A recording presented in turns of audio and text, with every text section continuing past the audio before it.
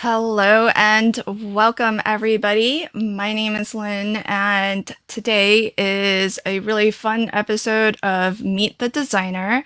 And in these episodes, I sit down for a one on one interview with one of my favorite crafty friends, and I'm super excited to be interviewing Yvette today. She is amazing. I've been a fan of hers for a very, very long time, and if you've ever watched Crafty Fun with Friends, you know she's on Crafty Fun quite often, so she's no stranger to our community, and I don't think I've ever really sat down to talk with Yvette about how she got started in crafting. A lot of times during Crafty Fun, we're just joking around and as we craft, but we don't really get deep into conversation. And so I'm really excited for this one. So welcome to our friends who are joining. At the moment, we're streaming out to my channel, which is LV Handcrafted.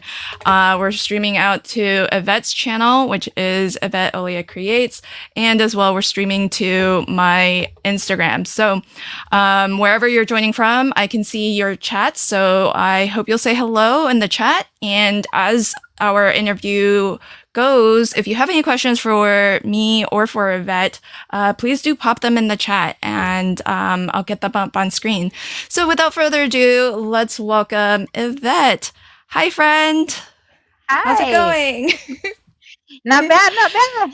A little warm in here, but I'll manage. Oh, I just noticed your shirt says card making. That's cool. Hold on. What Card am I? making Card all making all day. day. I love it. Did you make it or hmm Yeah, nice? yeah. I So, needed so to have cool. a shirt. Is that your special like when I have to do face cam shirt? This one, I have another one too. I forgot what the other one says, but I have two, so I can kind of switch it off. That's so smart. I should probably do something. I have my Crafty Fun with Friends shirt, but I only have one of them. I guess I should make myself a second one. Take a second. Oh, yeah, the space cam. Well, yeah, neither of us are big fans of the face cam, but we're doing it for you all, folks, just for you. Susan says, "Love your shirt." Yeah, I mean, Oh, thank you. maybe we can get you to make some for us and then sell. Oh, maybe. Well, thank you for joining. As I mentioned, I'm looking forward to chatting with you and learning a little bit more about you as a crafter because we don't really sit for serious conversations on Crafty Fun. So, A little bit silly. yeah, so I feel like I get to talk to you kind of often through Crafty Fun, but like I don't think I know your current where you're at and what you're doing, but I don't think I know where you started. Um so we do have some questions that have been prepared in advance. These are the same questions I ask everybody during Meet the Designer.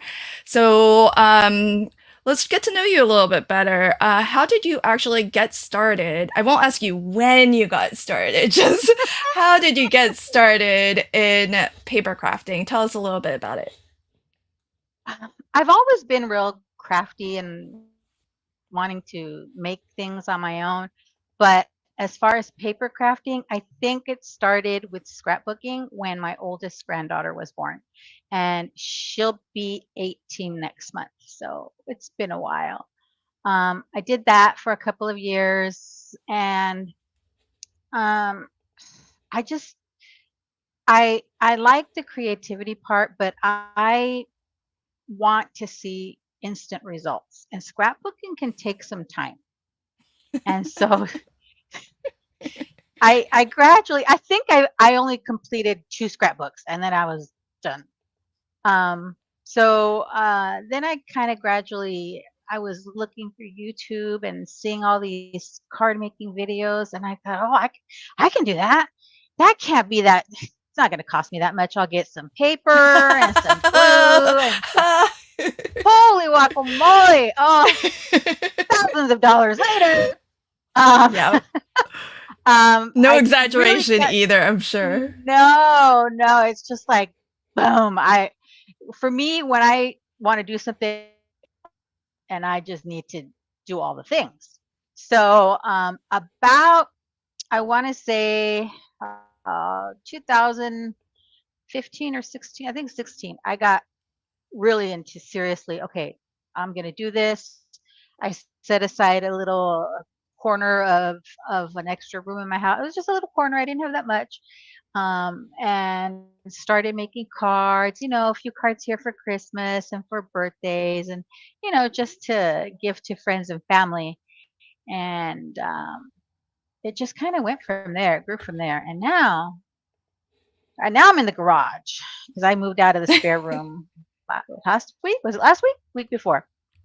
Because my son came back from France and he's only here for a few months. So no point in him renting a place to stay. He can stay in the Yeah, spare room and I'm in the garage. that's So cool. mhm, Interesting that you started with scrapbooking because I know so far I think almost everybody I've interviewed kind of started there. mhm. But interestingly enough, it was scrapbooking for your grandkids, but not your kids. Not my kids. Nope. No, I was busy with my kids. At one point, I had three kids under three. Three under Oh my three. No, goodness. no. I was busy and I volunteered at their school and I worked and I went to school. I mean, I was busy. So no, and I hear it, like they had their little baby books, their memento I hear books, it. their little, but like the first one, my firstborn, her book is all completed and filled out. The second one, Aw. a little bit. The third one, a little less. The fourth one, so I hear, Aw. how come you didn't fill out? Look, you're lucky. I fed you, I clothed you, and I put a roof over your head. Don't ask for more. That's too funny. So But so yeah, they had very something busy. though, 'cause they had like an album They or have something, yeah. something. Yeah, Yes, they do okay. have an Well, album. that counts. That's And close yeah, enough I to a guess. I scrapbook. guess it counts. But yeah, it's hard when you have four littles, and then when they get to an age where sports get involved, then you're always at Right. practice. My son was always in two sports at a time, so it was usually baseball and soccer, and it was spring ball and winter ball, so it was practice and games all the time. Yeah. So that Okay. took up my So time. that's interesting. So when you got into card making, did you have a goal? Because you said it was to make cards and things to give. Did you Hmm. have a goal to like sell your cards ever or make money at Not this at really. all? Not really. Where it kind of changed and my trajectory changed, where I started the YouTube channel and started thinking, okay, maybe I can make a little bit of money while I do this and I have fun doing this, was during our big lockdown. And Right. the Yeah. position I had worked for a school district for nearly 30 years and they were going to lay off my position. And so we got Uh, notified in June of 2020 that um, I was going to be laid off. They were laying off supervisory positions. So there were six of us. And so we were all going to be laid off. okay. And I thought, oh God, what am I going to do? I can't. I wasn't old enough to retire yet. And where was I going to start at all over again? So I Yeah. told my husband, I'm gonna do this. I'm gonna start this YouTube channel and let's just see where it takes us. And if I get something from it, great. If not, I'll have fun in the process.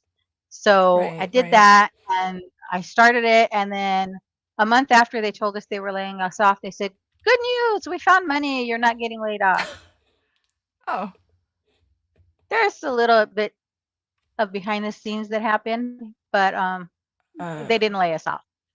So that was good. And then it became, oh, well, I already started this. And if you know me, once I commit to something, I, I can't not do it. I have to get it done.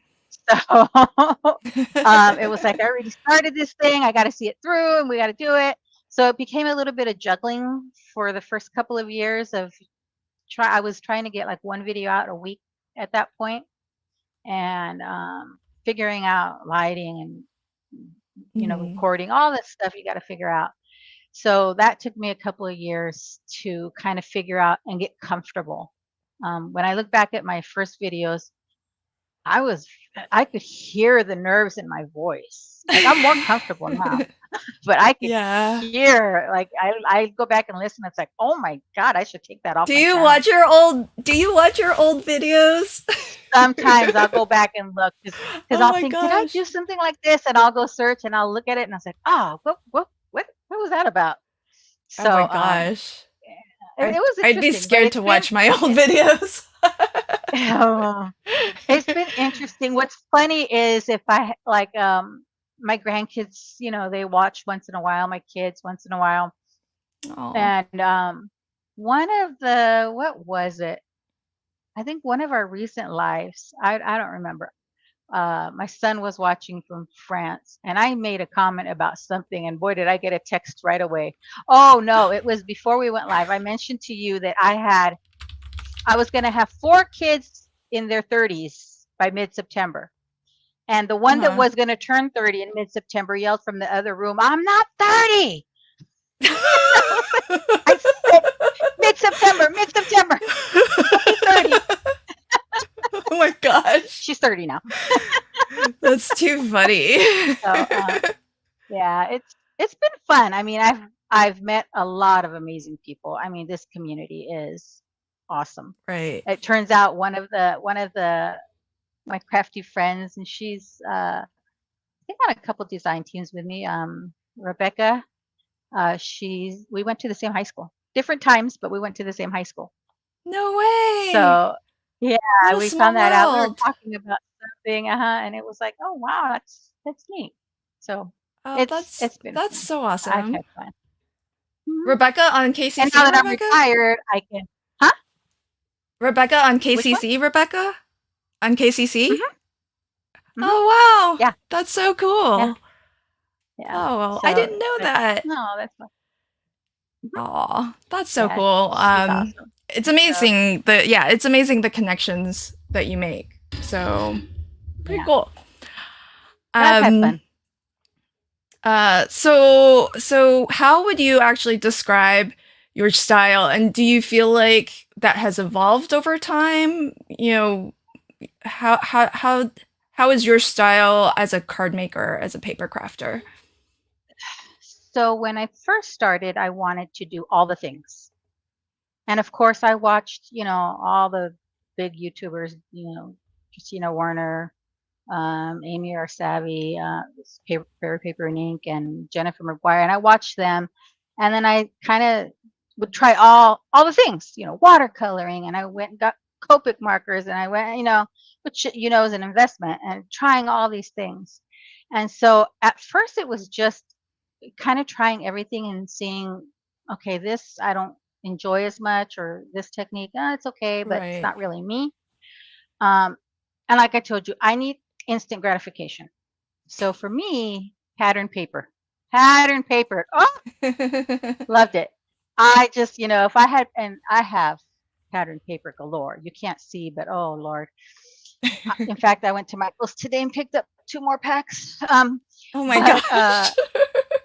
I know, I know. I have an illness, but once I found that I really enjoyed creating with pattern paper and ephemera, and then I could kind of add other things to it, But a lot of my cards, the basis is some sort of pattern paper, and I think, Okay. I mean, if you can call that a style, I guess.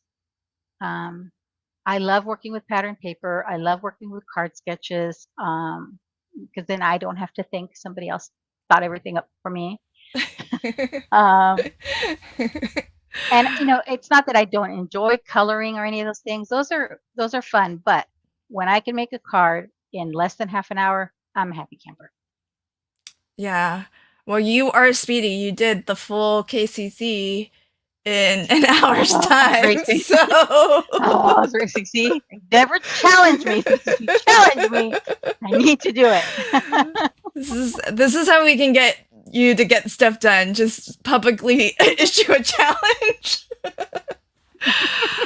um But that's okay, so that's cool. I think that's a style is and that's, very similar to scrapbooking too, because a lot of Yeah, scrapbooking because we use a lot of is yeah, pattern paper. collaging, creating layouts and Hmm. using them as patterns and stuff. So it's kind of nice that that you've really developed that as a style, because I think crafting with ephemera I always feel is kind of hard.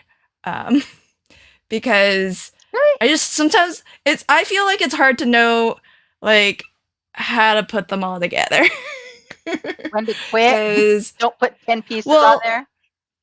that's why I like when the ephemera is big and I just need one. Cuz then I Those don't are my have to favorite like pieces. yeah, I don't have to collage anything. Those are It's my when favorite it's pieces. yeah, it's like cuz I used to watch Tina Smith and Desiree, like include a thank you or Oh, something. yeah, Yeah. yeah. Um, and they're so good because they used to do the 10 cards, one kit spellbinders videos. And they were very, very good Those I at would watch a lot. The kit yeah, ones. me too. Yeah. I watched so Yeah, many and that's kit when I started buying kits and kits and kits and same like the Tonic not Studio using all the kit, kit. Yeah. spellbinders I did a lot kits. of the I Simon used Says kits. oh yeah, I haven't done those. I Oh, did I Brutus did Monroe kits. probably They're a year and a good. half of those, and then I finally, my Oh husband wow. says, "Are you using these?" And I went,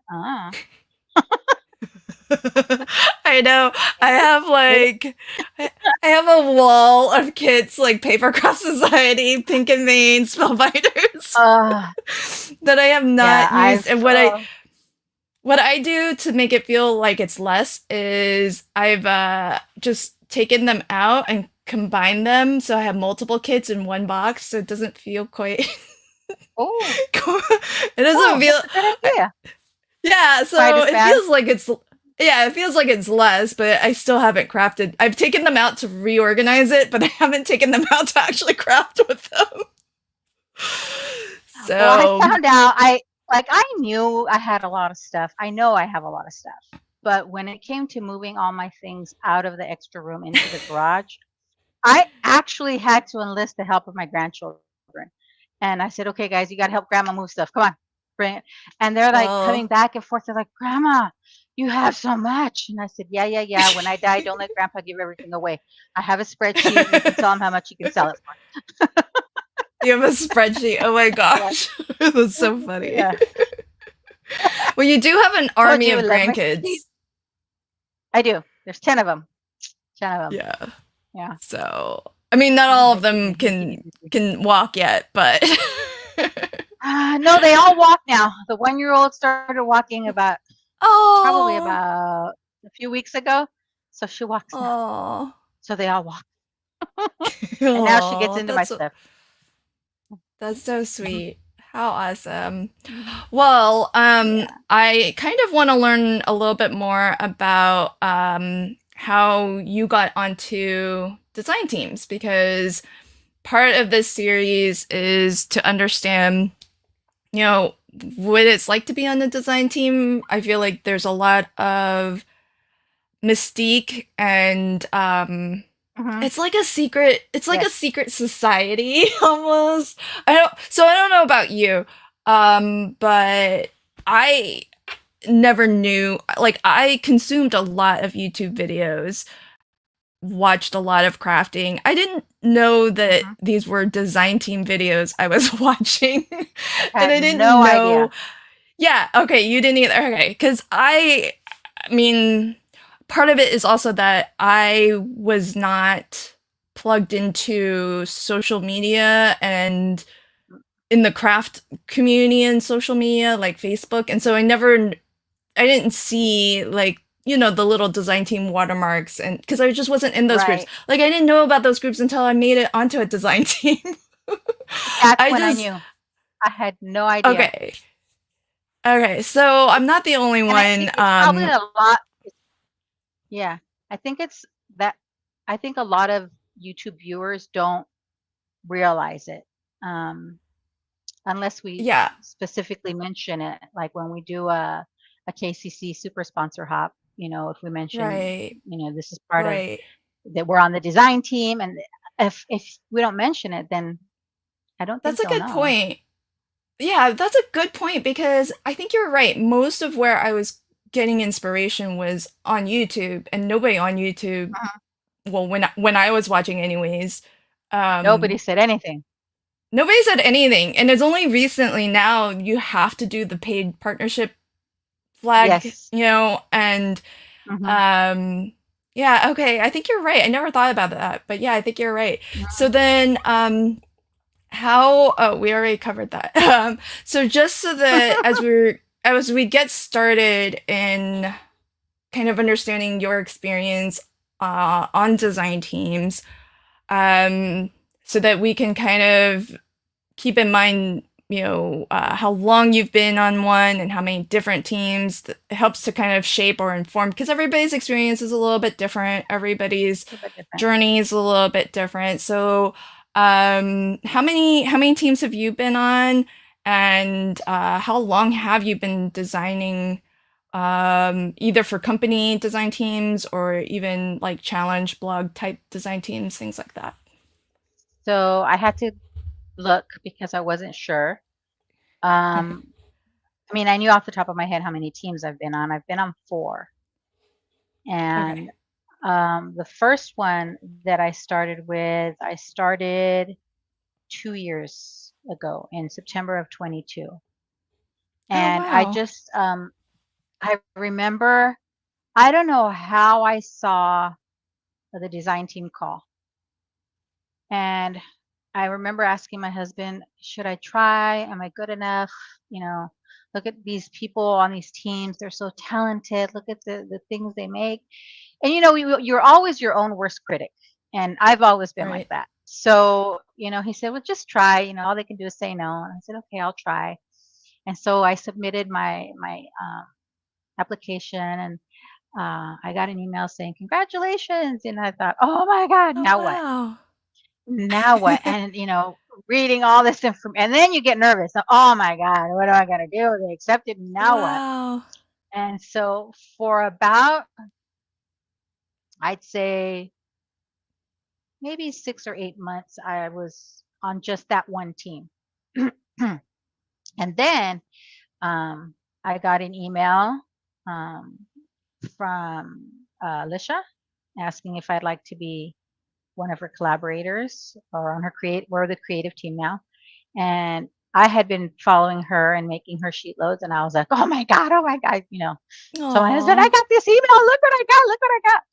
So then I joined that team, and then I applied for another company, which I'm on their team now, so it's not too shabby. And I got on their team, which I have loved. And then I also am on Kendra's Card Challenge team. So when Kendra asked me, I just, again, over the moon, because I thought my stuff can't be good enough to be on these teams. And, my husband's like, but it is. And I said, no, but you just have to Aw. say that. You're my husband. And my kids are like, no, mom, it is. And no, you have to say that you're my kids. And, my grandkids, no, no, no, you're my grandkids. So finally, my husband's like, you're good enough. If you weren't, they would not ask you back because, for design teams, it's a period of time. And I don't think Mhm. everybody knows that. So it depends on what company. So the first Right. company I was with that I'm no longer with was Cat Scrappiness, and it was fun. It was a fun team to be on, and that's where I got my feet wet, and that's where I learned a lot about design teams, um, and I was able to kind of figure out, what I liked, what I didn't about being on a design team, and from there, once I got my feet wet there, then I knew I could go ahead and do it again with other teams. And I've loved the teams I'm on. They've been fun. And I just finally allowed myself to just, okay, my stuff's good enough. My husband's right. If it Aw. wasn't, they would say, thank you, but you're not a match for us or whatever they would say. Right. So I was like, okay, okay, I'll do it. I'll do it as long as they'll have me. So it's But been fun though. so I've liked it. have you basically made it onto every team you've applied for then? Oh, okay. No. I was like, wow, first one out of the gates and you landed it. That's awesome. No. So after I landed that first one, I tried for a couple more. One company I didn't hear anything back from. It was Yeah, like that happens. crickets. Yeah. Yeah. And two other companies, they just, thank you for your interest, blah, blah, blah, which I was fine with. I was like, okay, no problem. Um, Sometimes I think the bigger companies, the I don't know, more corporate companies, they're not small businesses necessarily. They look at how much revenue you can bring them, quite frankly. And so Yeah. Yeah. maybe that's I wasn't bringing enough views to my channel at that time. And I think at that time I still hadn't even hit 1,000 subscribers. So I completely understood. I was like, oh no, they don't. She's Yeah. a little channel. Wait till she gets bigger. But so I understood it and I was okay with it. And I just was having fun with the team I was on and enjoying what I could. Okay, very cool. Well, that's kind of exciting to know, like just to have that background, to have that context as we Hmm. um, dive in a little bit more. So, um, what made you actually apply for that first team? Um, like, what did you have like a goal in mind for? Well, first off, I guess backing up a little bit, like, how did you discover that there was such a thing? Because you said that you saw a design team call, is that right? I think there was a design team call. It might have been an Instagram or a Facebook post. Like with you at the beginning, my social media just wasn't connected to the crafty world. It just wasn't. And Hmm. so once I started connecting to different groups, you get to see more posts and you get to see more Right. variety. And I think I don't remember what group it was, but I saw a post and that's when I thought, okay, I'll try. And I did, and I got lucky. But now I see them. Now, I don't know if they're out there more or you just see them once you've been on a design team, you just see them more and you realize they're out there, Yeah. so but So, so did you apply just out of curiosity, or did you have a goal like that you wanted the free product, or that you wanted the additional exposure to maybe grow your channel? I mean, what well, I were didn't even what were you know there hoping would to? be free product. Oh, really? When I applied, I had no clue. I was clueless. So I just thought, Really? oh, I'll do a video for them and they'll give me a discount on their store or something. I had no idea. So Oh, really what interesting. I wanted to do was kind of just try different things and expand, my way of creating cards. Because I was finding myself kind of stuck in just the pattern paper. And I thought, I don't want to be stuck in that. I want to try all the things still and get a little better at them because, I do like watercoloring. It's fun. I do like Copic coloring. It's fun. Um, but I thought, okay, if I'm on a design team, I'll have to do something out of out of my norm. And Yeah. Were that was you were mainly you my goal. were you already a customer of theirs, or? Oh, that's cool. Nope. Nope. That's really So good. I just kind of went in, and then when they send you all the details, okay, this is what the expectation is, and this is what you'll get, and I was like, oh, Oh, I it don't comes have with to, free product. I did. Of course, he was excited because I wasn't gonna say, I don't have to buy stuff. They're gonna send me stuff for free. Of Oh, course, that's he still so have to buy paper interesting. and glue, Right, but right. I uh, mean, it's not without cost, but you do get, right. you do get But the you do free get product free at product. least. Hmm. Yeah. Yeah, So and it's yours that's to so keep. So like, I still have all that stuff. that's yours to keep. You don't have to send it It's back. intriguing. It's really intriguing Hmm. that you didn't get into the design team game for the free product, because I think I had that's no idea. kind of why a lot of us got into it.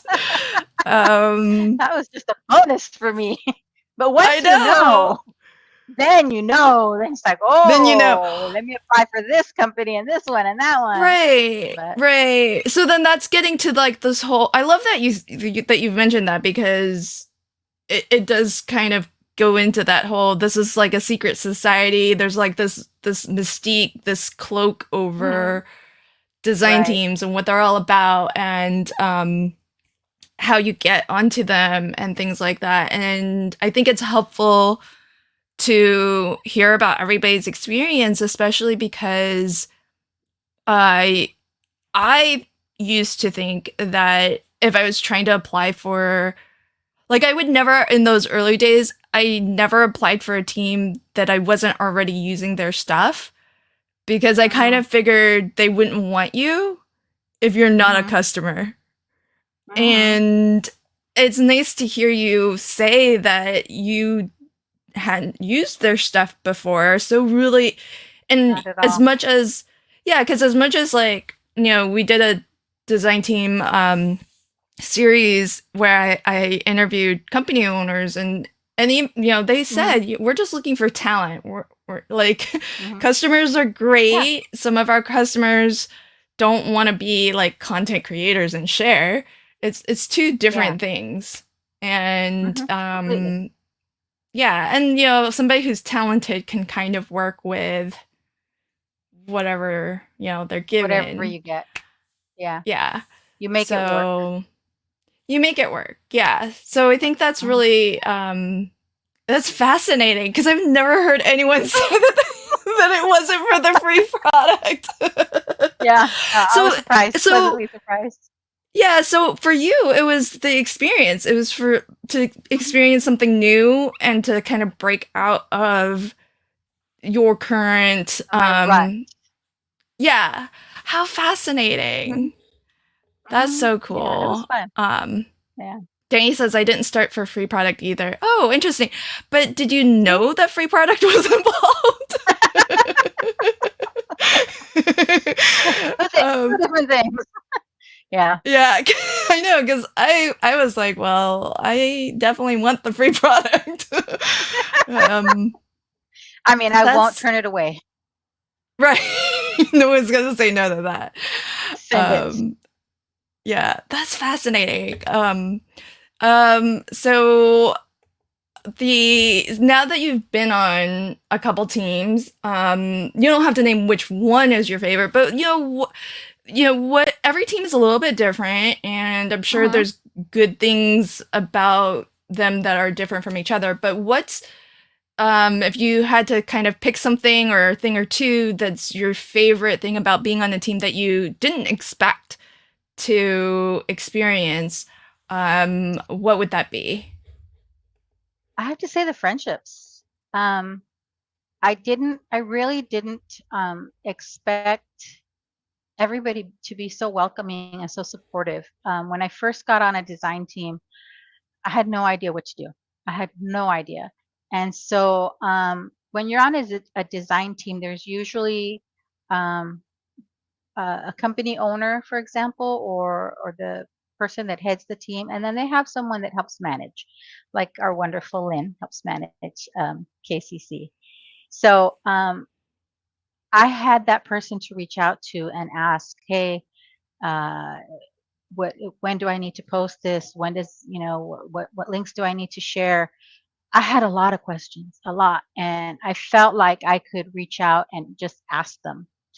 And I got to meet a lot of really, I call them friends now. I mean, there's people that I can chat with, not as part of the design team, and share, something that's going on in my real life. And so I think that's great, especially now that I'm retired, because I don't have that day to day interaction with my colleagues anymore. Oh, I'm retired. I'm home. yeah, And so yeah. I interact with a 3-year old and a 1-year old on a daily. So, I get, it's fun, but, I want to talk to grown-ups. And so I get to talk to these people. So I made some nice friendships, and I think everybody. in this community, I want to say at least the people I've had the the opportunity to connect with and work with have been so helpful, so helpful. And if I had one video I made and I wasn't real happy with it. And I was like, should I redo it? So I kind of sent it off to a friend, and she said, well, you might want to change this or that. So I was like, all right, redo. And I knew I wasn't Oh. happy with it. So redid it and sent it off. But I think Wait, so just somebody on the having, same team as you? mhm, You got advice from? Oh, that's nice. mhm, yeah. Cool. And I think that's the good thing that, um, while of course we're all trying to use our affiliate links and get all that out there, we're a true team, and that we support each other and we help each other, and we back each other up if if something happens, like somebody is under the weather and they can't meet an obligation. We're there to help them and back them up. So I think that has been my favorite part about being on design teams. That and the free Mhm. product. But Now that you know it comes with free products. now that I know. Um, yeah. So to get everybody caught up, this is a Meet the Designer interview for anyone joining new. I saw, Sherry, your question, what products are we talking about? We're just talking about, what it is like to be on design teams, and not any products in particular or any companies in particular, but Yvette was saying that she didn't know when she first applied to a design team that it came with free products if you were on the team, which So is green, so naive. I, well, there are a lot of different teams out there, and not all of them do. Like usually, the company, It's like true. branded companies, will Mhm. come with free product, Product. but Mhm. there's other types of teams like Sheetload and Oh So Inspired and the Mhm. Christmas and the coffee, Oh, lovers. 5 teams. I All, forgot I'm on that team. that's what I was thinking. I was like, I'm pretty sure you're on Oh So, but I was like, I didn't want to say. I was like, has something changed? Oopsie, forgot about that. Yeah. So so that's interesting. So now, do you have crafty friends in real life? I mean, it sounds like that's something that you've enjoyed from the design team experience, but do you have real life crafty friends?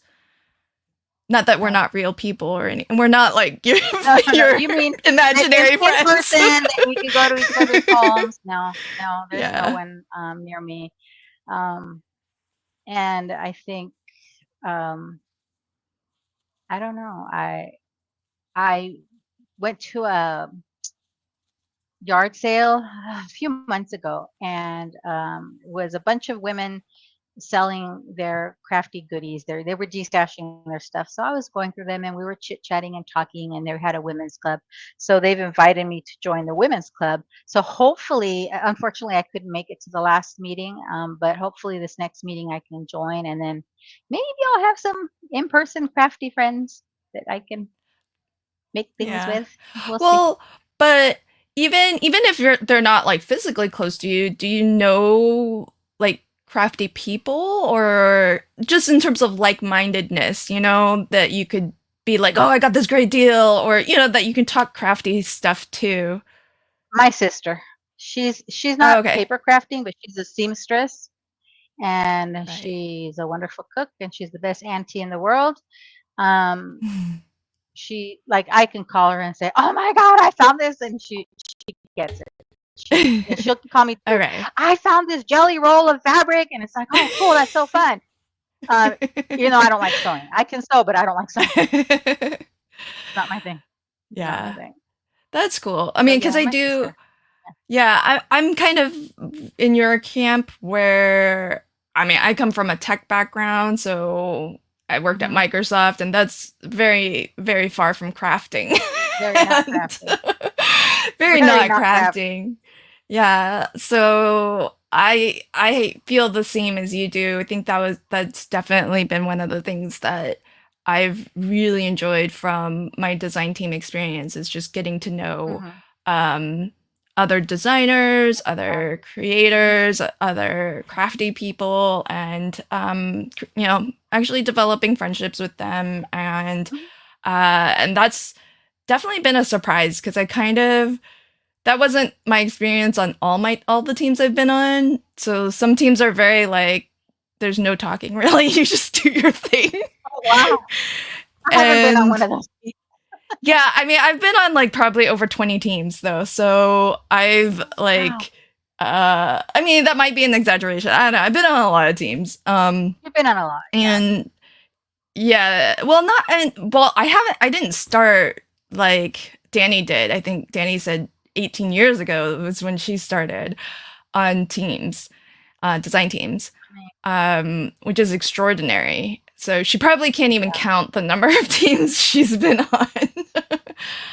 um, but the dynamic is very different on every team, and Yes. I I think some are just more quiet.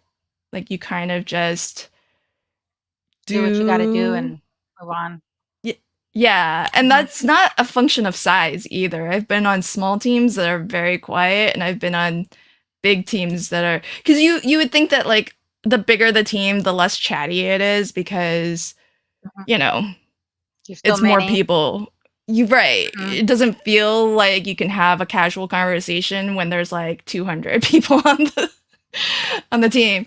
Um, but there's a very different dynamic, and I enjoyed them all for different reasons, but I never really expected going in that I would make friends out of it where like oh Right? once you're not on Yeah. the team anymore you're still connecting and chatting and Mhm.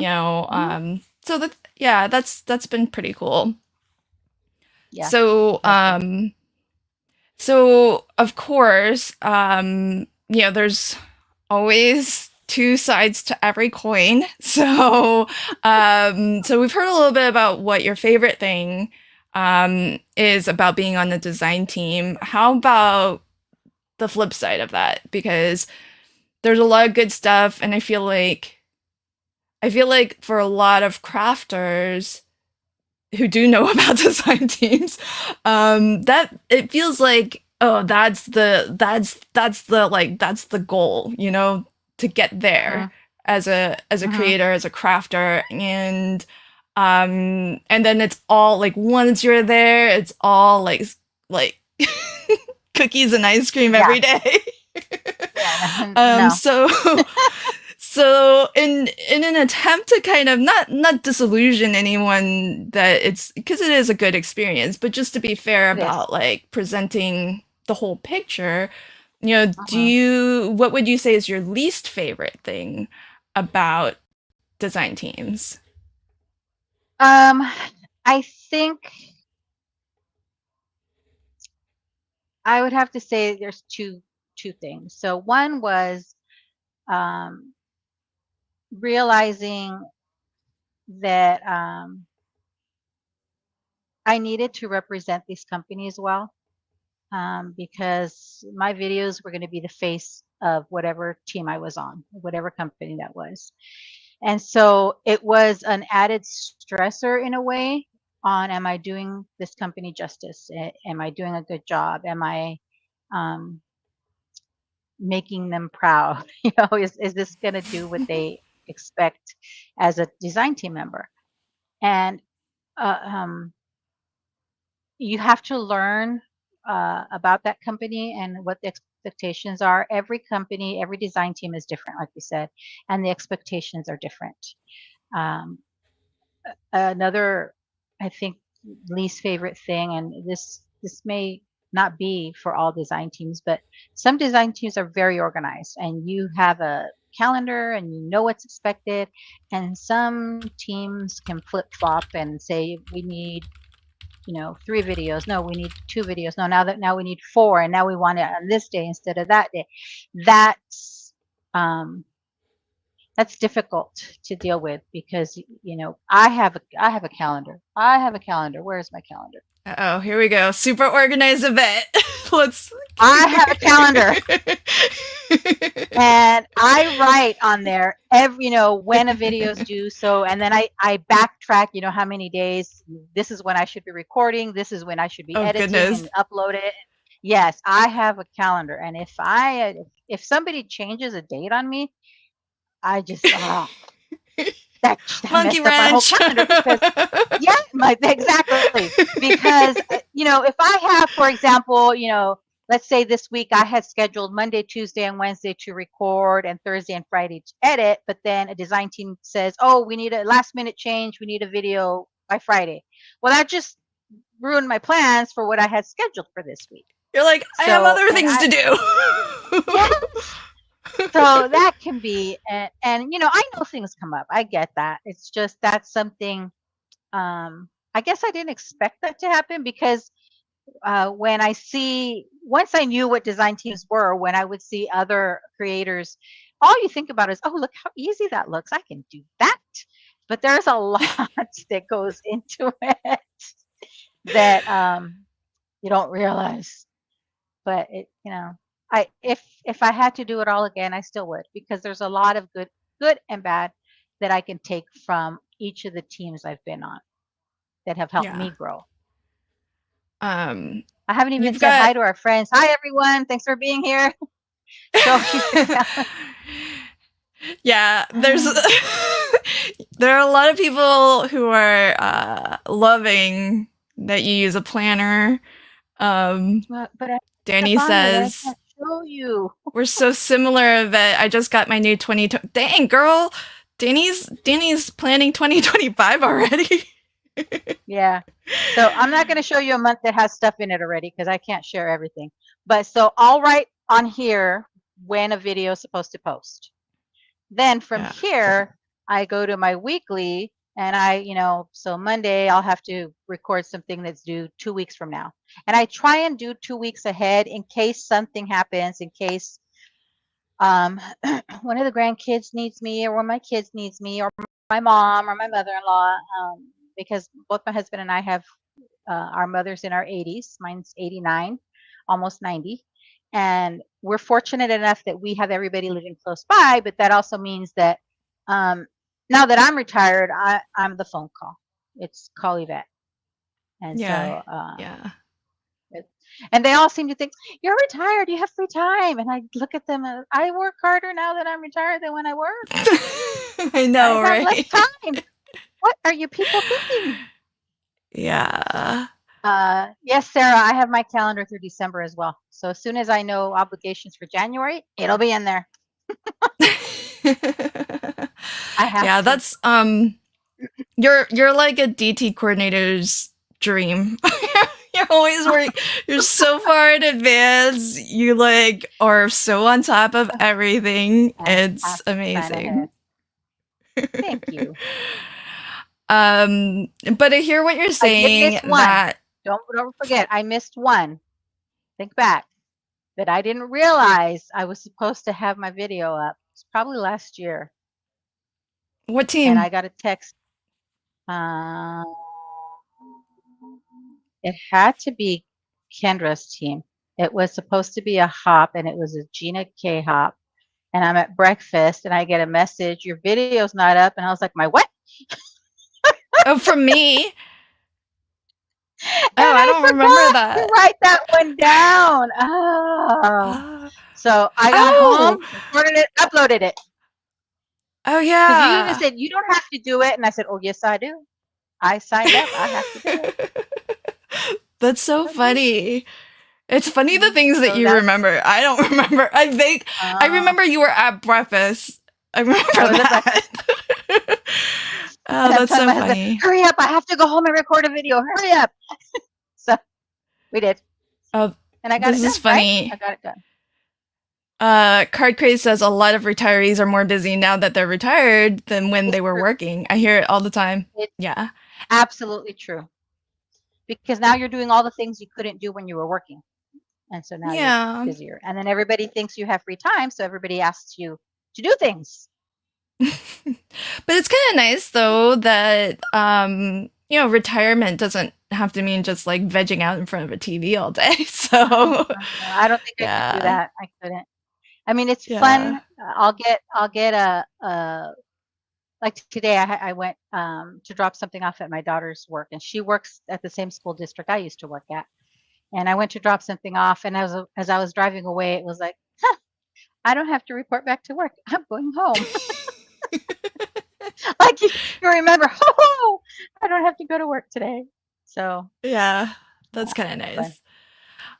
I Um love it. so what I'm hearing in terms of like potential negative things is um the first thing that you touched on, I'm not sure that I'm recapping this correctly, but is it that it can be hard to like be um like the responsibility, I guess, of like Representing representing that company a well. company. Okay. Mhm. Do Yeah. do you It's not something I feel expected to have that feeling, and I did. okay? Do you feel And it's that maybe that's just because me. yeah, but is that a function of like just wanting to do because you said, wanting them to be proud of you. Is it a function of that or is it a function of because you had also mentioned like maybe some of the bigger companies don't want, people who aren't salesy enough and like, Mhm, bringing in the dough mhm. for them. So Right. is there stress with being I think salesy and for I think I felt that stress in the beginning. That might have been self-imposed. It was self-imposed. Nobody pressured me to do anything. And I think it was me, and that's my personality. I'm a middle child, so I have middle child syndrome that I have to please everybody and I have to make everybody happy. And so I think I put that on myself a lot that I want to make sure that I am doing my best to represent whoever I'm working with. And that's always been me. As from as long as I can remember, that has been me. And I can remember till I was about 4 years old. And perfectionism. You know how in an interview they ask you, "Oh, what's one negative about you?" Perfectionism. I want everything I do to be perfect. It's got to be I know, perfect. but that's one of those negatives you say that makes you look good too. Yeah, turn it around. But yeah, it's it can be a negative because you start to Yeah. Oh, absolutely. Yeah. second guess yourself. Yeah, so Yeah. eh, it is what it is. Okay. I'm a lot better about it as I get older. Like if you would have known me in my 20s, oh no, no, no, no. It had to be perfect. Had to be. My poor kids, my poor firstborn, she couldn't get Oh, dirty because she can get the dirty. last one could roll around in the mud and I didn't care. You're like, Yeah. she's still there and breathing. I, I, yeah, I can wash the clothes. She can jump in the bathtub. No big deal. Yeah, there's a difference. So So, do you, I mean, for people who aren't familiar or aware, that is the job, that is the, whether somebody's explicitly telling you, oh, you need to be, mm, I mean, nobody's saying you have to sell this amount of product, but that is the function of having a design team is to market and that promote is your a role. That's our yeah. role. And I so do you track that for your just for yourself, even if there aren't like, even if the company's not saying, oh, Yvette, you gotta sell X dollars this month or else next, it's not like that, but for your own sake, do you have personal goals for like how much affiliate commission you're making? And is that any sort of metric of success for you or a curiosity or a goal? I don't know. It's How a much is curiosity money? more than anything. I mean, I'm very fortunate that my retirement from the school district is a good retirement, and so I don't. I'm actually I'm very blessed. I don't worry about the money portion of it. So I do have a spreadsheet, don't laugh, that anytime I get affiliate commission, I kind of track Oh my gosh, to kind of girl. keep track of where I am. I kind of do it for two reasons, because then I can see what company is bringing in, I'm getting more affiliate commission from. So how many, Right, people are hitting these links more than these ones, and why is that? And then I can kind of look at the videos and figure out, what did I do right. better here that they're using those Yeah, links, or is it just the product, or so it's yeah. not it's not precise, but it kind of gives me some information to kind of guide me on how to better my approach. Oh, that's interesting. So Card Craze says, sadly, most affiliate links do not work outside the US. Yeah, Oh. well, that's a good point in a larger sense because I would just say do not work, period. Because for folks who don't know, affiliate links are a, a like in large part how designers get cash compensated for Mhm. their work on a design team because we get the product if it's a company that we're Mhm. on the team of. And so you get that, but you got to bring the rest. Like you were saying, you got to buy the paper, you got to buy the glue, you got to buy the tools, Mhm. the fifth and sixth die cutting machine, whatever, all those things. One, And 2, 3, 4, 5. yeah, I know you got a lot too. You're right up there with me. um, So bad. but with affiliate links, that is a way, one of the ways that as a designer we can kind of make some money and offset those costs and maybe even earn, a positive income from it. But a Mhm. lot of times, because affiliate links are mostly right now that they rely on cookies getting saved to a person's computer. And if you're somebody like me and you turn cookies off, no one's ever going to earn anything on what I buy because I have my computers like super secure. Super locked down. Mhm. Yeah. So, as much as I'd like to support, people, and I try to, I don't always Mhm. have cookies turned on. Mhm. And that's not a function of, where I live. That's just a function of how I do technology. Mhm. And that's when the platforms are working. So a lot of people who are designers will know that there's been a big shift in um companies going from one affiliate marketing platform to another To another. because of the links just not getting tracked properly. Mhm.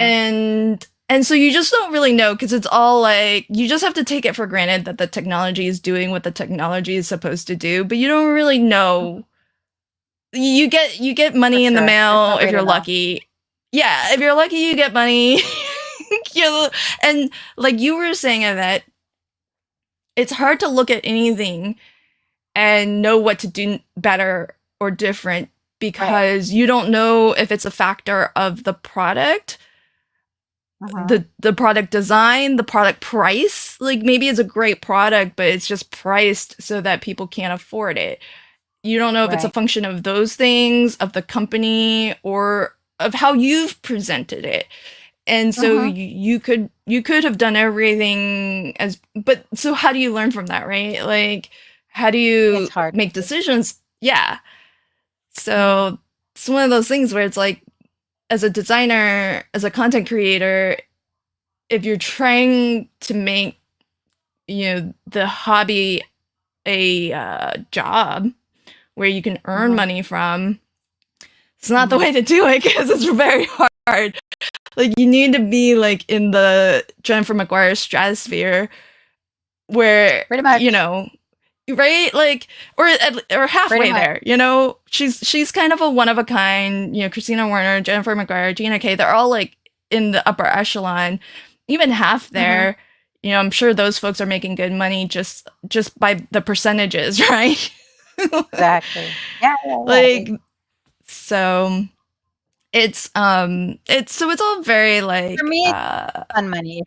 If I get money from affiliate links, it's fun money. And I just recently, I want to say in the last year, started getting affiliate links. Oh, of course. Bedside equipment purchases are very costly, are they not, Lynn? they they can be, yes. We do need to equip our bedsides. Everybody should equip Mhm. their bedsides with crafty materials. Crafty. Have like paper trimmer, scissors, glue, paper, just the bare necessities. Yeah. Um but it's good. So money making isn't a goal for you in this endeavor. Not necessarily. No. I mean, it's a bonus. It's fun. And I mean, when I do get affiliate money, I start looking, okay, what can I spend it on? What can I buy?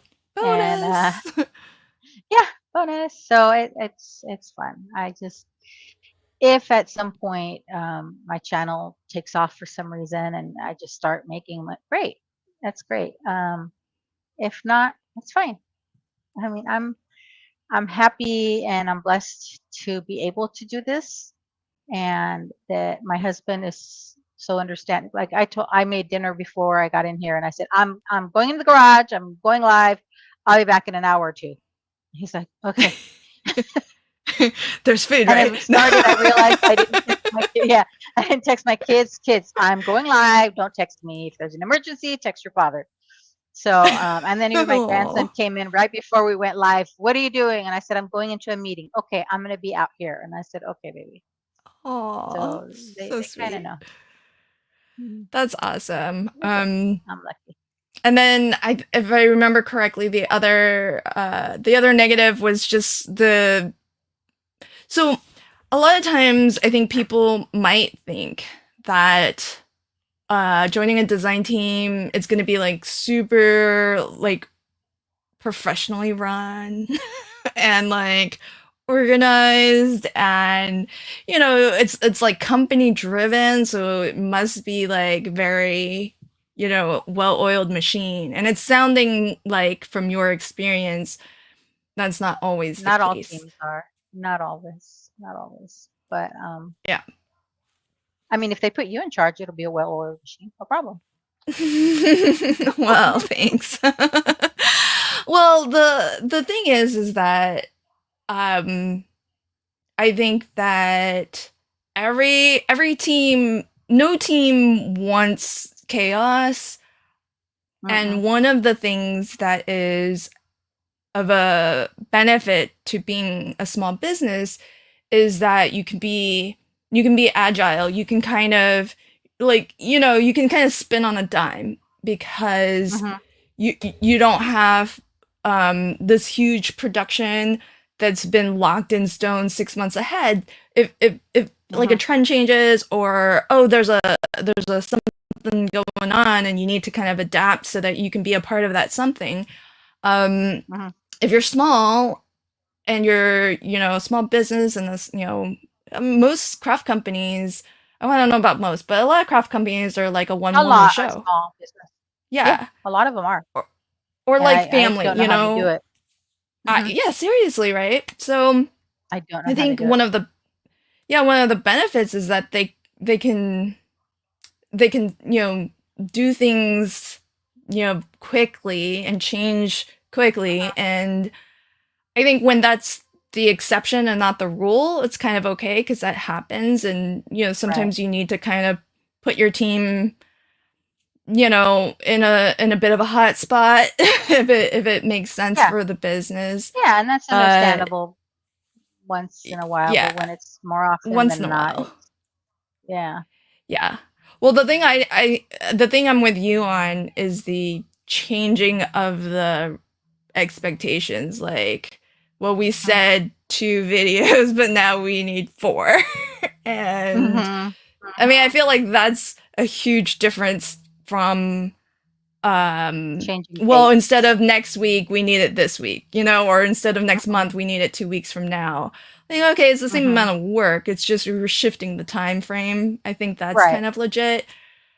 right. But yeah, I But kind of hear you, and adding I've been in, yeah, kind of been mhm, in your camp, and in a lot of on a lot of different teams too, where it's mm, felt yeah, unfair in spite of the contracts we sign.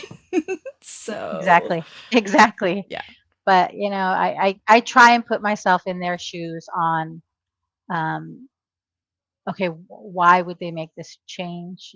Something happened, right. that required this. So I try and be understanding about that. It's just my very linear way of thinking, it has difficulty with that. So, um, Yeah. I have I, plans. I have plans in my book, and I yeah. don't want to change them. Well, do you write in pencil in your planner or in pen? I do write in pencil. I do. um, I learned. but I will say this though, being um in a position where now I've managed like probably like half a dozen teams now, and um I I see my role as a coordinator to understand both sides and the needs of both Mhm, as a design team member, because I'm on a lot of teams where I don't manage it. um and from the company side, and the reality is this, like every small business does not have like an infinite amount of marketing money, and right, so right. they're trying to get the most out of everything that they have, and what they have Mhm, is designers mhm. and who are willing to work for For product. glitter, as it's called. Yeah. and Uh-huh. and there's nothing wrong with that, but I feel and this is, you know not everybody appreciates this, but I am an advocate for designers first and foremost. Like, I advocate for the company too, but and if push comes to shove, I'm fine saying we need this and it's not fair, but please just suck it up. Mhm. So I don't mind doing that on behalf of a company owner, but I'm gonna try my hardest to advocate for the designer and for fairness, because, you know, I want more designers to actually be paid and cash compensated. And if that's not the case, then Mhm. it needs to be fair in all the other ways, right? Right, So, right. it has to, like, you gotta get them product early enough for them to do all the things, Mhm, and mhm.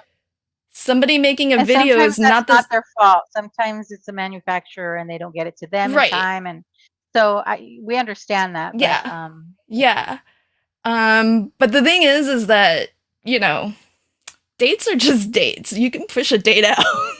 To be honest, like, there's things, yeah.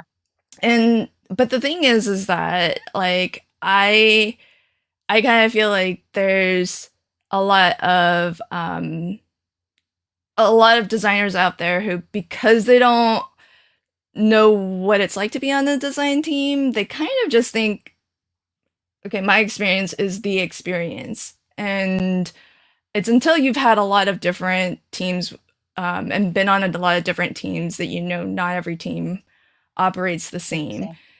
Mhm. Yeah, that's true. And as well, yeah, and each individual person's experience on a team is going to be different too, Mhm. even though it's the same team. Definitely. Yeah, because some people respond, better to certain management styles than others, and so, I might not be everybody's cup of tea in terms of how I run a team, and so, people who might be on teams that I manage might not enjoy the experience, and that's fine, and Who wouldn't people, enjoy that experience? I'm Tell me their names. sure it happens. I'm sure it happens. And I don't take any personal offense at it, because, you know, different strokes for different folks. Everybody has so my when I worked, I was a supervisor. So everybody has a different management um, style.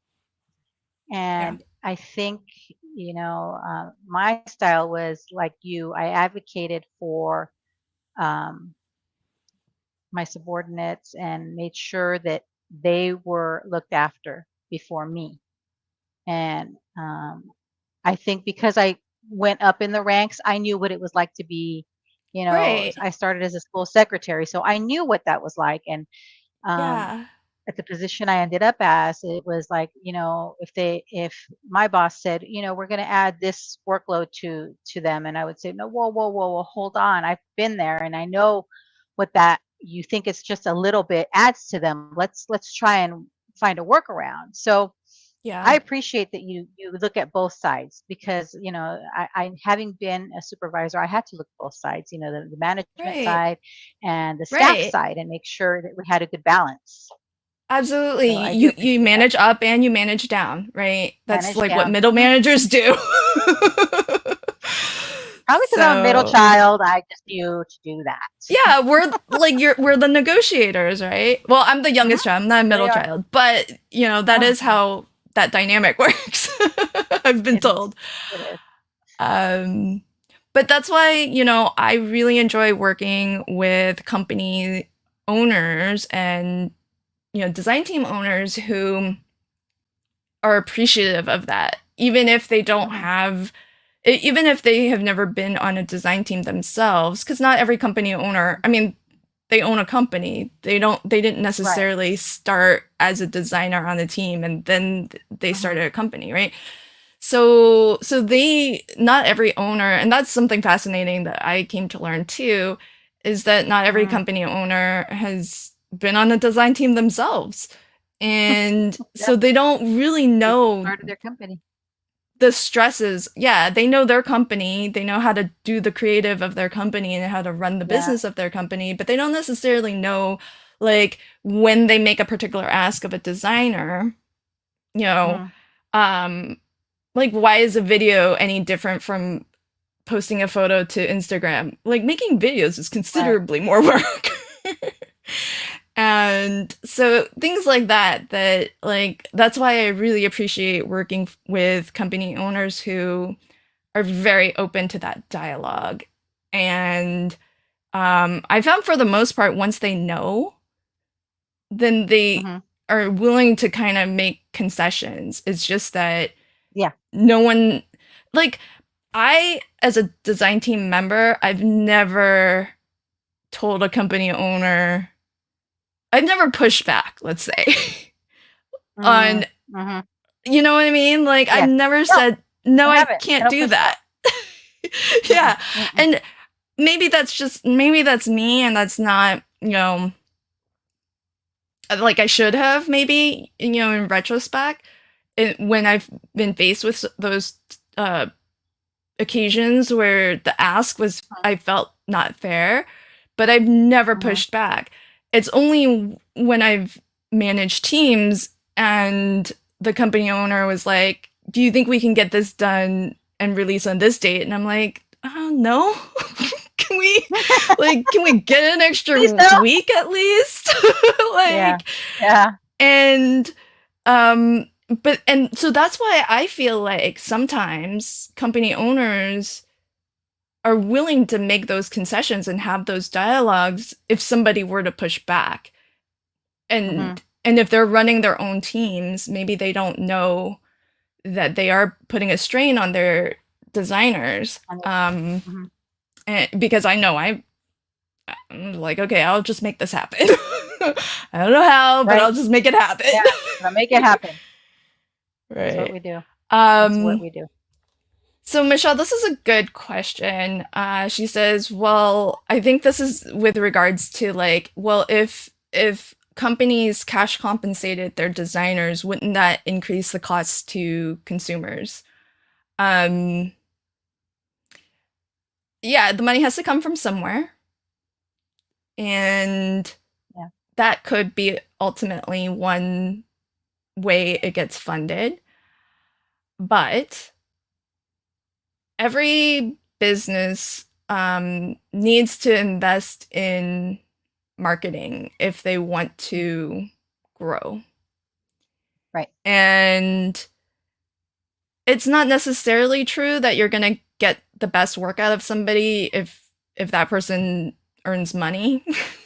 I mean, because that's Yeah. not everybody's goal. No. Um, but what I will say is this: to Yvette's point, a small, relatively small channel like ours may not bring in a lot of, sales. And I think Helen, when I interviewed her, had a really good suggestion in terms of a model or for cash compensation is the size of the audience that you have the potential to reach. Mm-hmm. Because, asking Jennifer McGuire to do a video showcasing your products is gonna have it's gonna reach like 500,000 people. Asking me to, mention your product is gonna reach like a couple thousand. So how Mm-hmm. much money is it worth to potentially Right. reach Jennifer McGuire's audience? And would you be willing Mm-hmm. to pay for that? Be, besides just giving her the free product. Because how much, I Mm-hmm. mean, all of our time is valuable and we can all place a Mm-hmm. value on our time. But how much is it worth to a company to get in Right. front of that many people? Mm-hmm.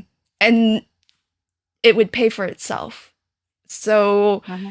it's not to say that, yeah, just outright everybody should be cash compensated, but I think there might be some intriguing models of, look, it's just the potential of getting, because somebody might ask then, well, isn't that what the affiliate money is all about? Well, yeah, to an extent, but like Yvette was saying, you don't know if it's you do the work whether it sells or not, Regardless. right? You've made the video, and whether it sells or not could be a function of how much was it priced. Was it priced good? Mm-hmm. Is a number of factors, right?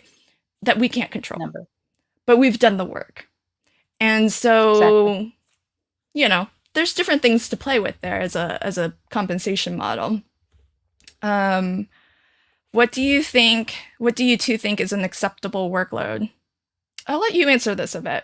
How do you balance your workload? Um, so I I was on 5 design teams at one time and found and at a point in my personal life that we had to take care of my father-in-law, and then when he passed, my mother-in-law, and so I felt overwhelmed. If you're on multiple teams and you're feeling overwhelmed, it's too many. Um, I I tried I stepped away from one and thought, okay, let me see if that's enough. Um, and it was because that I stepped away from the one team um, that I had to do the most work for. And so that one team was enough to kind of relieve the feeling of being overwhelmed. Part of that feeling was what was going on in my personal life, of course, but you can't separate your personal from what you're doing on video. You can't. Mm-hmm. And so I also didn't want to not give it my all for all the teams I was on. It wasn't fair to everybody. So I had to decide, okay, which team do I give up? And I talked to my husband, and he said, well, which one do you do the most work for? And once I kind of figured it out, I said, okay, I'll kind of step back from that team for now and see if that helps me to relieve some of that stress. And it did. It really made a big difference. Just the one team. So to me, the workload really is dependent on your individual circumstances. If you're working full time, 5 teams might not be doable for you. I'm Yeah. retired, so I have Yeah. the flexibility of, if I have to, babysit in the afternoon, I can do my videos in the morning, or vice versa. Or if I have to take my mother-in-law to a doctor's appointment, I don't worry about not getting something done today because I can do it tomorrow. And that's why when I plan a couple weeks out so that if something comes up, I have the flexibility to do that. So I think Yeah. it's very individual to each designer, how much is too much. Yeah. I 100% agree. And I would throw this into not every team. Okay, so even if the commitments are the same, like okay, 2 videos a month or whatever, right? Mhm. Uh 2 videos a month for some teams is not equivalent to 2 videos a month on other teams, depending on whatever stress and chaos comes with that team. So, Ding, ding, ding. um, so yeah, there's a lot tied into. I would say it's not just the workload, but just the mental load, Mhm, like in general. mhm, Like how not just how much work you have to produce, but how much work is it to like get all the things that you need to get to be successful and make what you need to make and deliver. And you know, some teams where 2 videos a month, but you've got the product 6 weeks in advance, it's different than 2 videos a month and you got the product a week in advance. you know, mhm. Yeah, so that makes a huge difference. there's a huge difference, yeah. So I think Yeah, like and what's acceptable to everybody is very different it's different. to your point too. I love these questions, by the way. Keep them going. Danny says, I think it would be Okay. a trade-off, either pay money or product, usually not both. Yeah, and I agree that that's currently sort of, you know, where a lot of companies are, but like the here's how I think of it. If you're like a fashion model, they give you the clothes to model, right? But they also pay you for your time to do the photo Mhm. shoot, right? And the models get to keep all of that. It's not like they take, the clothes back. They And keep it. the model shows up, there's a photographer, there's a editor, there's a blah blah. As a video content creator, we get the product that's equivalent to getting the clothes and the makeup, right? We do our Mhm, own video editing, we do our own voiceover, we do our own photo editing and marketing, asset creation. That's all part of the job. And we haven't been mhm, compensated for any of that. Getting the product, personally, I feel, is not necessarily compensation. That's the thing you want me to mhm, help you sell. If I don't have that, how do I help you sell that? mhm, So I feel grateful to receive it. And it is, in a sense, compensation, truly. But in a perfect world, I do believe that the work that designers do as a part of a design team, if in the best of all cases and companies had all the money in the world, I think they would compensate their designers. mhm. Um, because I truly believe that they do value what we do. They're just not always in a position to do that. Some companies are, Exactly. and some aren't. And Mhm, that's just the reality of the industry that we're in. But I do feel like designers deserve both. And that there might be some intriguing different ways of deciding who gets cash compensated and who doesn't. mhm, Like I was saying, maybe it's based on how large their platform is. Um, Sarah Liz says if companies are willing to pay for videos, they'll get a large pool of designers and, in theory, a better quality of video. Uh, yeah. I mean, maybe. I don't know. Do you feel like that? I know your answer, but I'll answer it. I'll ask it anyways. Is the quality of your work contingent on whether you're cash comp you if somebody were to pay you or not? No, Yeah, no, I think that has a lot to do with just somebody's, personal work ethic and what they expect of themselves and, what they wanna put out there, how they wanna represent themselves and the company. So yeah. I think that has a lot to do with it.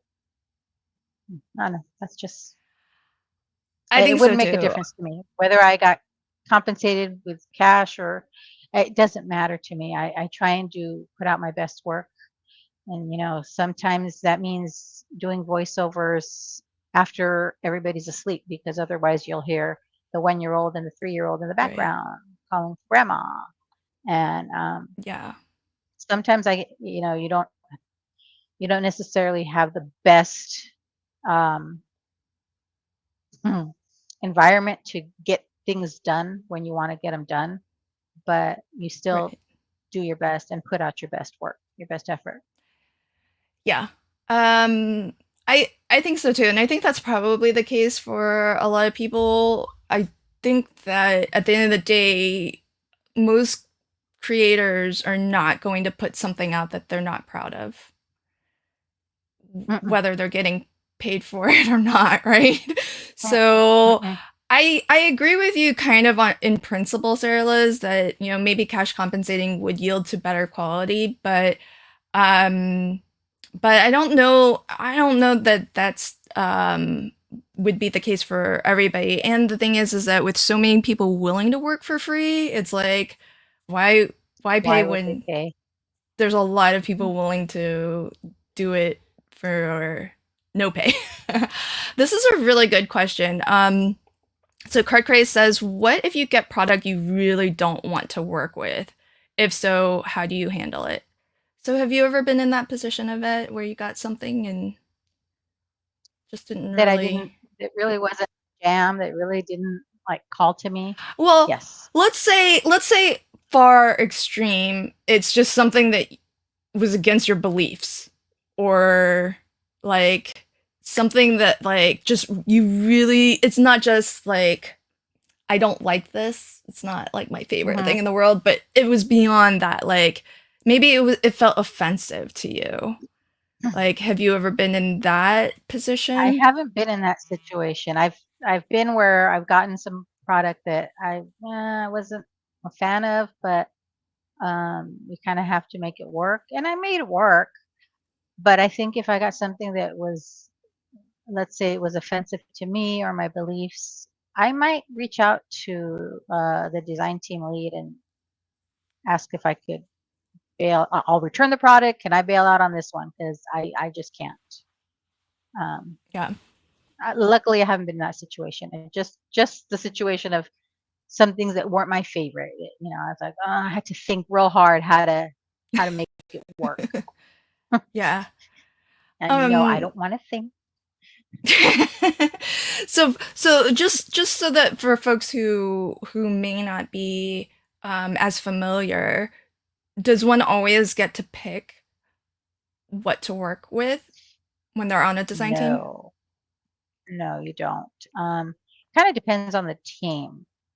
Um, but uh, and sometimes it depends on the release as well. If, for example, a design team has a huge release, and they kind of might say, okay, what would you prefer? It doesn't guarantee it, but what would you prefer to work with? You can kind of say, oh, well, I like this, this, and that. And 9 times out of 10, that's what you'll get. Um, but if it's a smaller release, you kind of get what you get and don't throw a fit. Yeah. Yeah. Make it I work. mean, Yeah. that's kind of the yeah, you're not gonna always get something that is something that you would buy, basically, right? Hmm. Like, Yeah. um, Yeah. It's yeah, not something I would spend my money on, but you want to show, you know, how to use the product in case this is something that somebody likes and they would want to spend their money on this, because not everybody likes the same thing. And I think that's part of the beauty of being creative and doing card making or paper crafting, is that we all have such different tastes, and we can, um, from one product, we can all make such different things. right, right. Um, so good question. And this is another really good question from Michelle. Would you say, getting back to in terms of workload and what's fair, would you say one video for a post a month for each DT is fair? So this is a hard question to answer outside of context, and I'll tell you why. Because personally, because so you all know how I feel about whether somebody should be cash compensated or not. But if it's only compensation through product, what's fair, I feel, depends on how much product that designer is receiving. Right. So, is it fair, rhetorically, is it fair to send somebody a $16 stamp and ask them to make one video plus four projects? If you're saying one, each of those posts is four projects, like four cards, four different cards. How much Mhm. time does it take somebody to do that? And they're all they're getting for that time and creativity and talent and whatever skills go into video editing, they're getting essentially $16. Like minimum wage in a lot of states is 15 for an hour. So it takes a whole Oh, in heck of a lot. California, That, it's 20. oh, is it? You guys are so If you work in progressive. That's awesome. fast food. Yeah, yeah, but how much? You know how much our gasoline is here, and how much it is to buy a house? Oh, so that's No. amazing. I'm gonna start using California minimum wage then when I make these arguments. Mhm. So like you could work at McDonald's for $20 an hour, $20 an hour. and yet Mhm. yeah, and yet designers working on a design team are sometimes getting 2, 3 stamp sets and having to do 8 to 10 hours of work because Danny's comment either earlier or later was it's not just making of the video. You got to share it out to social media. And then you can't just share it and then ignore everybody who comments on your post. You got to reply to all those comments. And so there's work. And so is what you've delineated there fair? It really depends on how much product they're receiving. I feel Right. personally is my answer. Yvette, what do I you agree. think? I agree. I think it depends on what you're getting with, if you're getting a whole release and they expect 2 videos and 4 posts, that's reasonable because if it's a large release, well, that's a lot of product. But if you're getting one stamp set and they want 2 videos and 2 posts, that's excessive because it takes time. I know when I first started YouTube, I thought this is easy. Those videos are like 15 minutes long. No, no. Um, so you're recording. I think I saw Sarah ask the question, how long it takes me to do a video for one card. So if I'm doing one card and it's fairly straightforward, easy, um, the video is usually about an hour to an hour and a half, and then I edit that down to 10 to 15 minutes. So that's a lot of editing. And, I try not to have to do voiceovers if I can. I try and actually like talk through, but if I have to, I have to, and I do a voiceover. But it is work. It is a lot of work. It You want to make sure, and then sometimes technology being what it is, you're going, and you didn't realize your camera turned off, and the last hour of work is nowhere and you have to start all over. So, there's always something. So it's not 15 minutes. How much is the planning for the card? Um, if I'm doing a video for one of the teams, it's a sketch team like Sheet Load or Kendra's Card Challenge. Not much planning because I have the sketches in front of me. It's kind of just figuring out what papers I'm going to use and what I'm going to, decorate with. So not too much goes into it. But it does take time to put it together and then to dig through things because sometimes you think, oh, I have the perfect stamp for that. I know what I have. And you have to kind of go dig and where is it? Where is it? Where is it? And then hope that's not one of the ones you destashed. And, you know, bring that in. So it does take time. More time than I thought it would when I first started YouTube. I thought, which I think a lot of people think that, they see a video that's even a longer video, they see a video that's a half hour long. That was probably 3 hours of footage that got cut down. Hmm. It's a lot. It's a lot. And Yeah. knowing what to include because you don't know, does somebody want to watch me coloring an image for 4 or 5 minutes of this video? Or do I cut that part out and just show the colored image, or do I fast forward through that? So you kind of have to gauge what your audience wants to see, and while not taking out a lot of the content, because people want to see how to make a card. So I Right. know when I was first watching YouTube videos, it's like, oh, I want to see how they did that so I can do that because I want to make that. And I want to be able to do that and show people how to make it, and so that they can recreate it. Yeah, absolutely. Yeah. And seeing a lot of comments.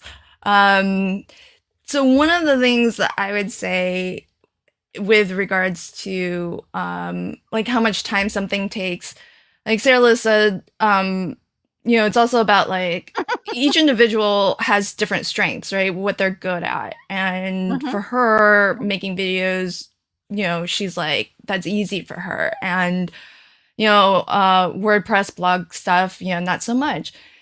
And I think the thing is that, you know, um, it's not really like a matter of, because it's hard to tell. Obviously, for some people, things are going to be easier than others. But when you think about the skill set that goes into somebody creating a video for you and what all has to go into it, whether that person is adept and good and fast at doing it or not, that's kind of immaterial. Great for them if they can do a video in half the time that somebody else takes to do a video, but that's what you're paying for if you're cash compensating, right? Is that the knowledge and the skill to do it.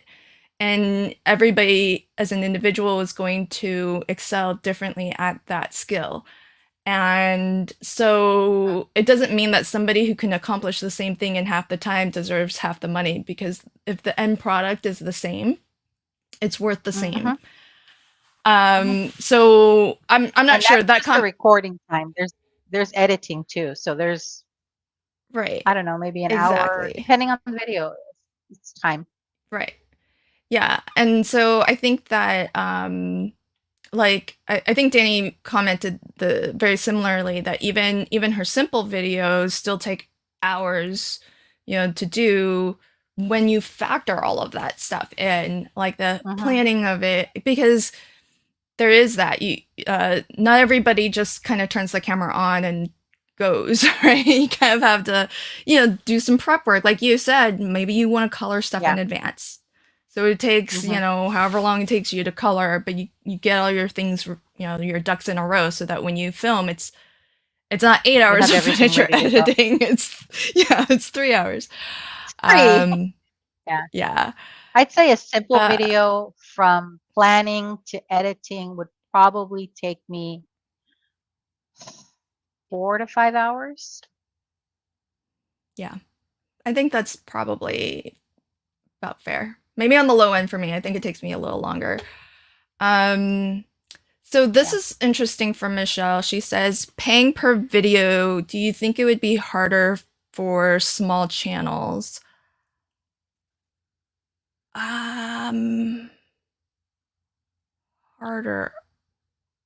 Do you understand the context of I think this? she's saying it would be harder for a small channel to get on a design team.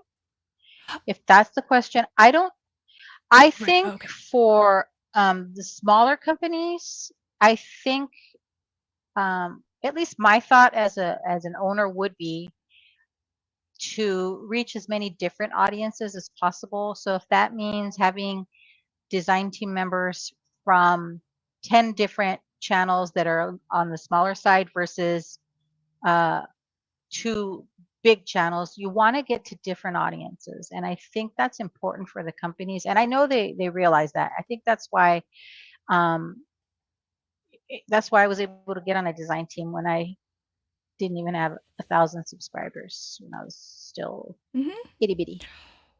Well, so I think you're right with that interpretation of the question. So now I get it.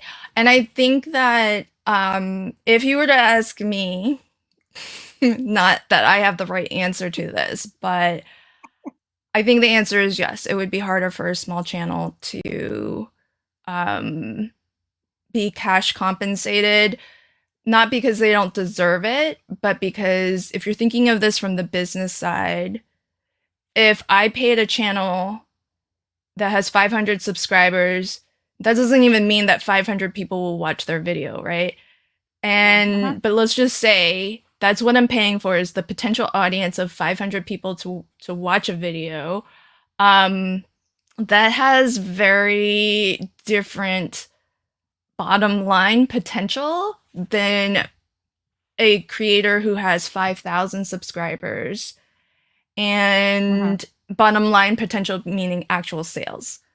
Um, and Right. so it's not going to make monetary business benefit. It doesn't make sense to pay for at least certainly not pay equally, right?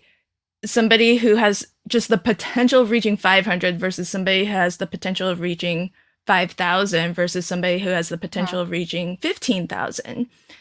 Mhm. And so businesses have to do what makes sense for their bottom line, which is why I Mhm. feel like when you're small, my mindset was I'm just hungry to get noticed. And so I work for the product. And Mhm. I'm happy with that. I get free product. I get to work with new things all the time. I get to meet cool people in the industry. And it's a fun experience. And that more than makes up for whatever money I could have been making. But, Mhm. as a creator gets into that, and I don't know where that bar is, I don't know where that line is. But when they have the potential of hitting a larger audience, it's like paying for any other kind of advertising. And it's much more valuable because it's a very targeted audience. So, like, you True. could pay for Facebook ads, you could pay for YouTube ads, or you could pay your Mhm. designer who's going to like create inspiration projects that you use on your website and your other promotional materials, and they can hit a very targeted audience that's more likely to purchase. True. And so, as with anything, I think a business just needs to budget it. But I do think that still might mean that smaller channels, smaller creators might not start there. But I think you know, if there was a path to get there, I think that would be ultimately beneficial. I think Mhm. everybody would be really happy in the long run. Because honestly, what I see a lot of content creators do is at some point they just grow out of design teams and they want to do their own thing.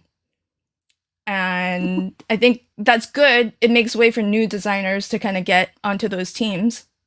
Mhm. But in other ways, it's like, okay, well, now it's hard to get big designers. Like, how many people can get Jennifer McGuire to work with their products, right? She's like kind of superstar. so, Yeah. um, Yeah. so I don't know. I like the question.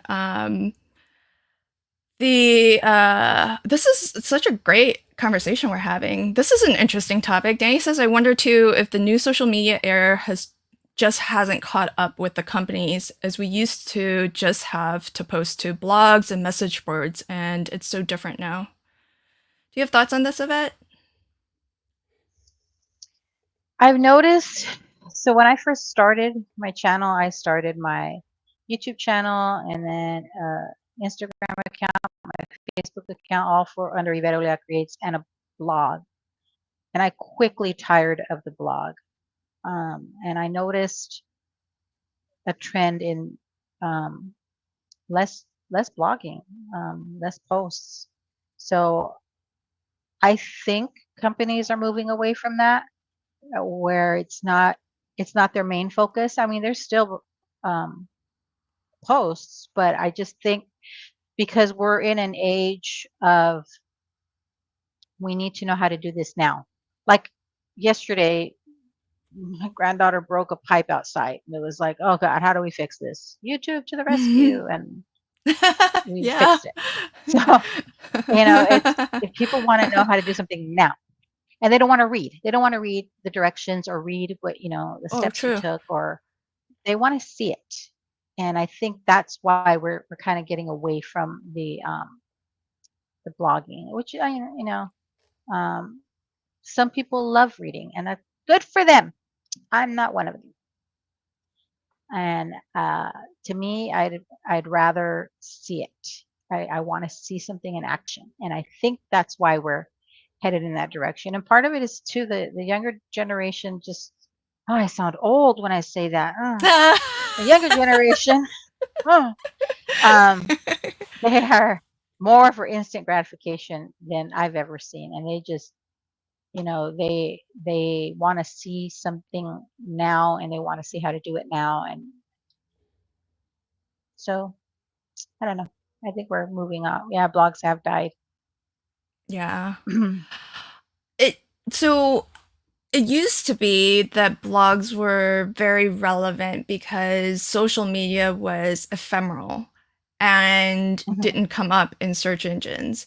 But mhm. nowadays, YouTube videos are coming up in search engine results, Yep. and the permanency, especially of something like YouTube, is Mhm, and Pinterest, I think, is another one. Like mhm. those are more fixtures now than they used to be, where blogs, Yes.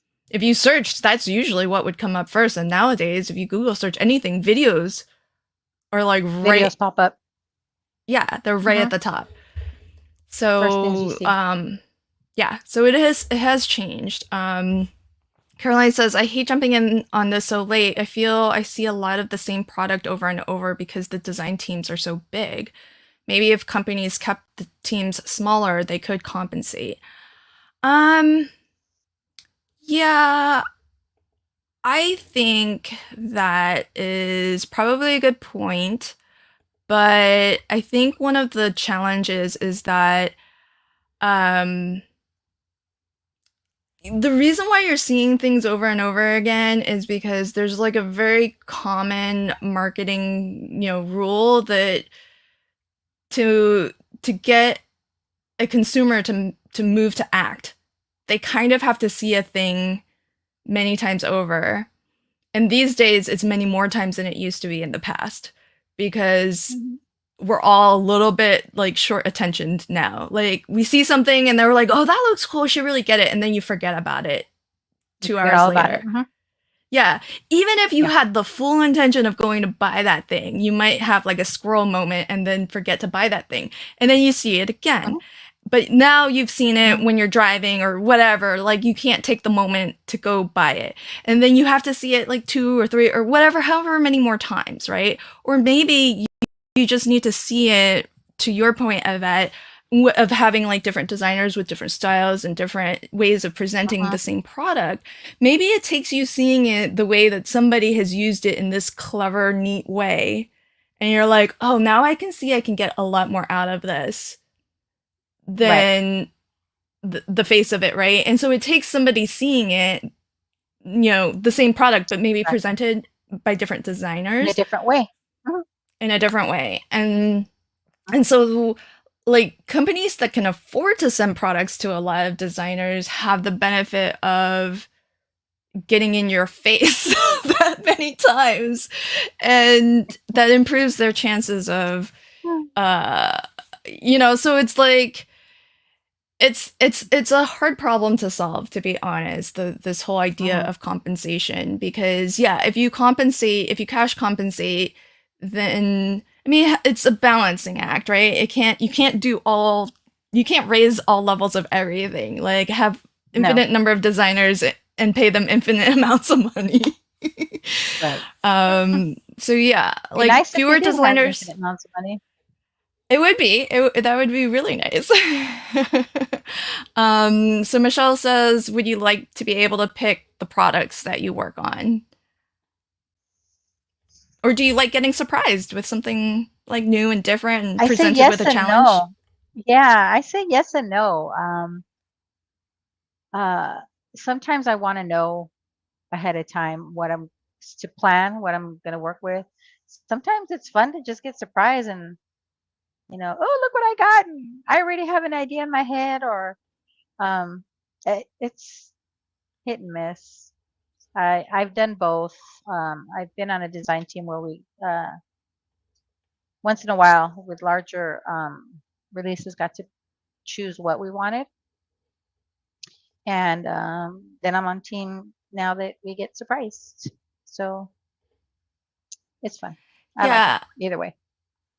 I I kind of feel like I was on a team where we got to some there was like a rotation. So some months we got whatever that month's release was, and then Hmm. some months we got to pick. And it was at the end of a term and I was like, how do I not have to pick anymore because I just don't like having to pick. I'd rather just send me whatever. It takes so much time to like shop the website and pick. And I don't know why. I just felt like it was so hard to decide what to pick.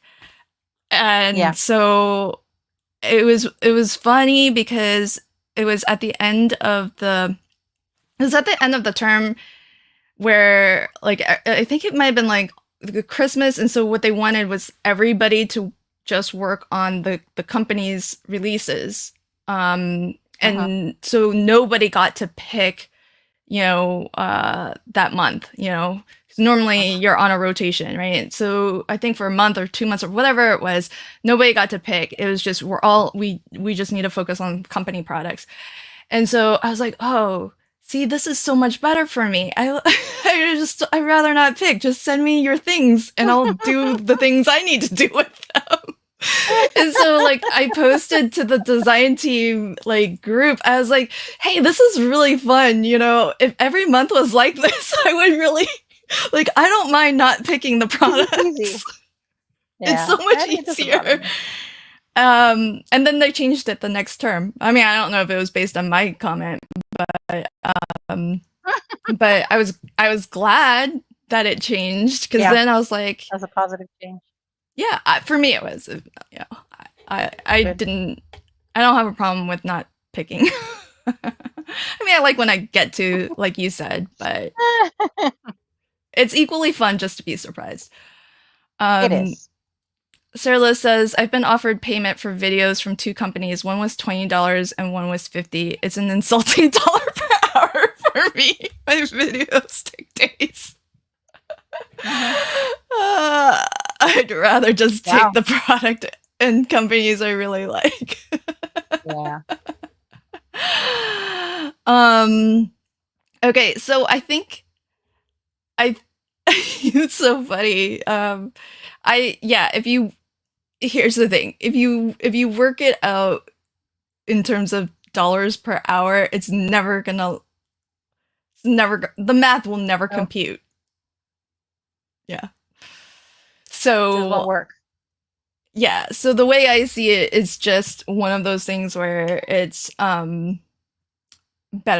is it better than nothing? Like, because you're gonna get the free product anyways, either way, I would Yeah. presume, right? Um, but I think it's different when you're getting, say, like $100 in product, but you don't have to necessarily work with all of that product. No. Yeah. So some of it is compensation, um, Hmm.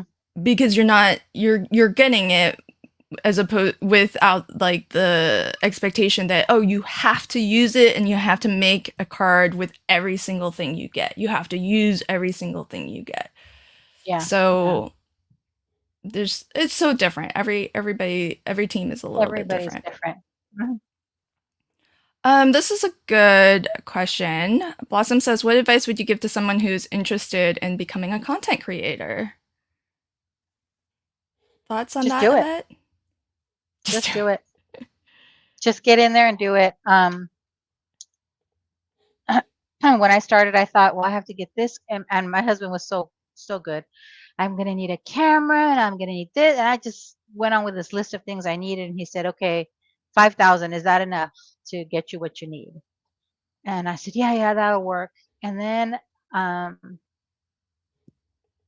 somebody, I forget who, told me you don't need expensive equipment. You don't need the fanciest camera. You don't need fancy sound equipment.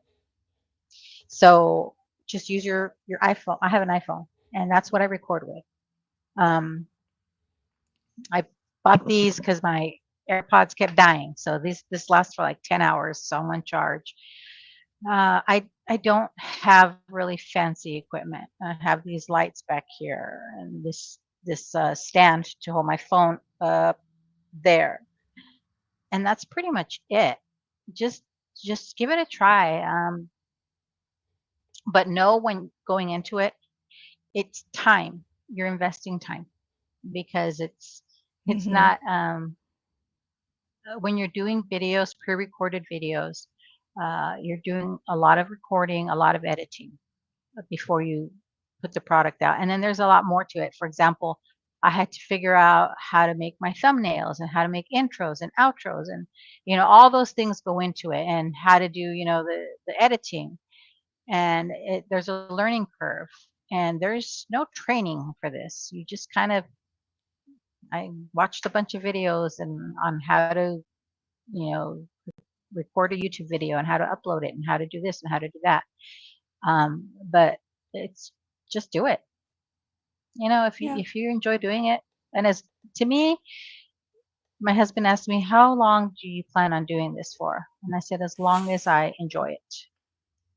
Yeah. If I stop having fun, I stop doing it."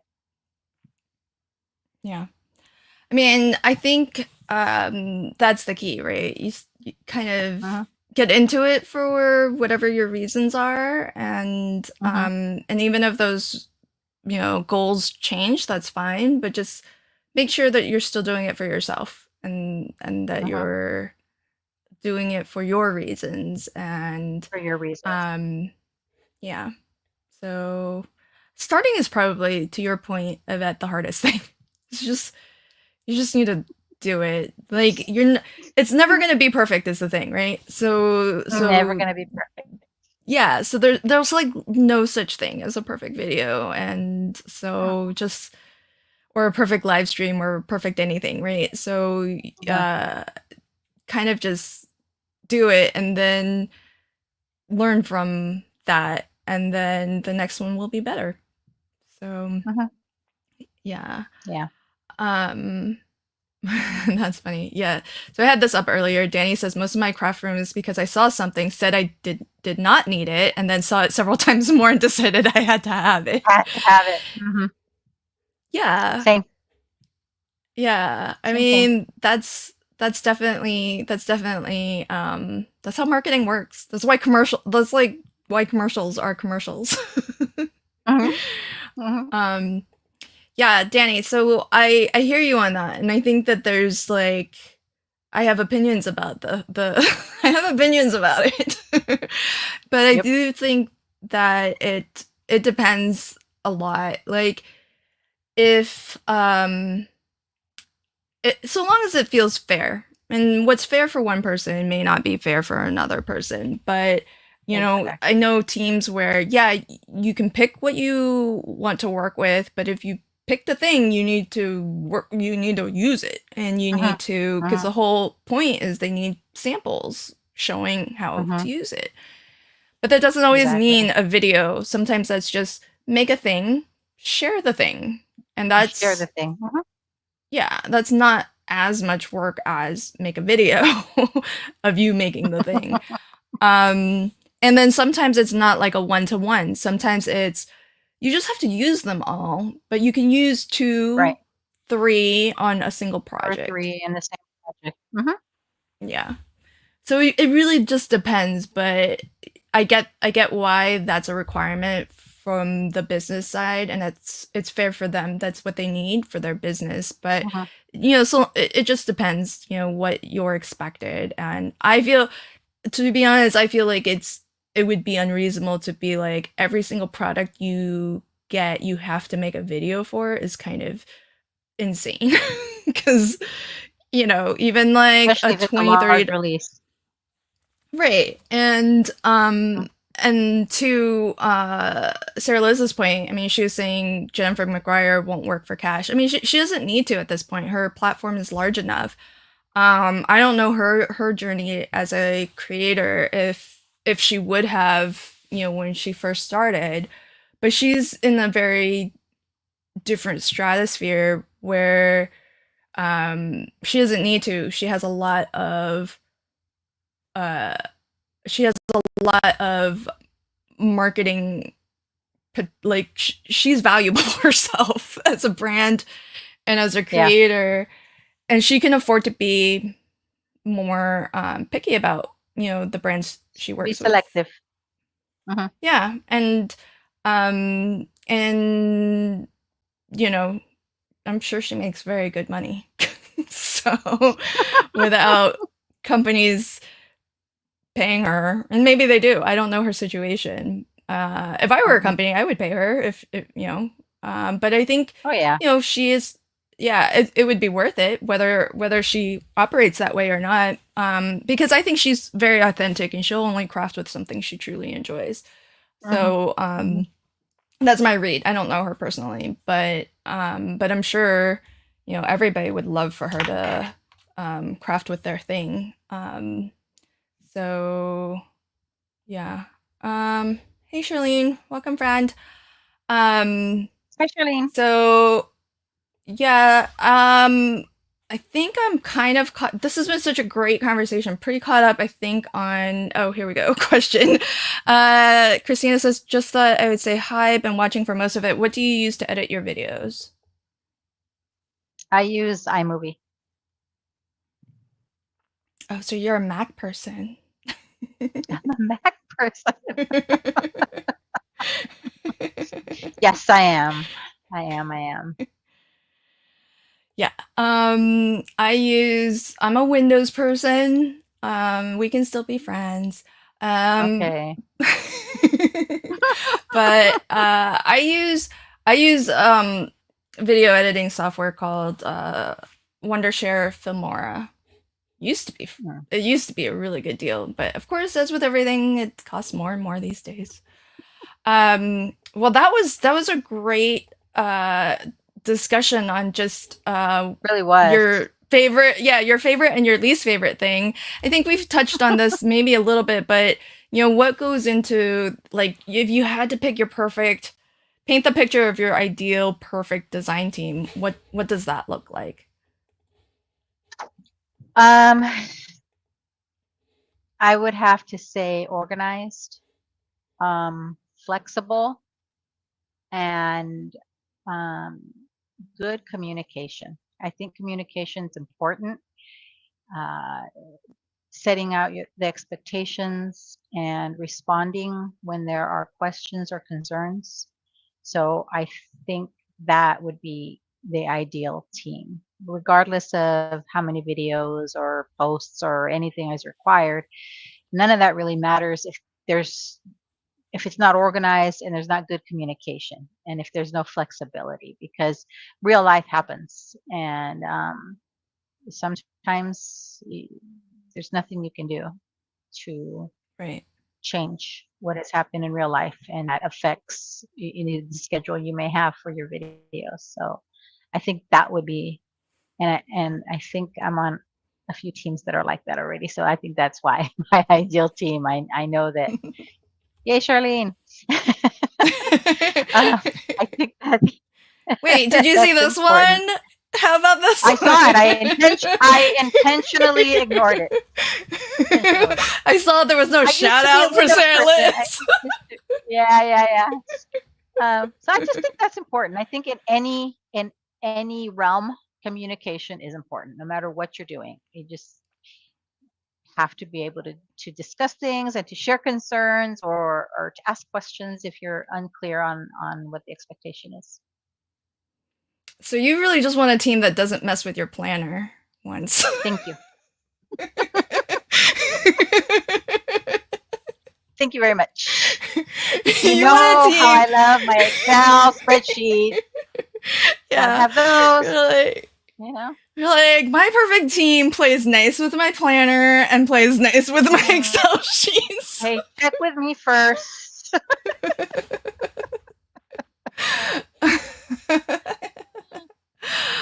I love it. That's how I am. That's so perfect.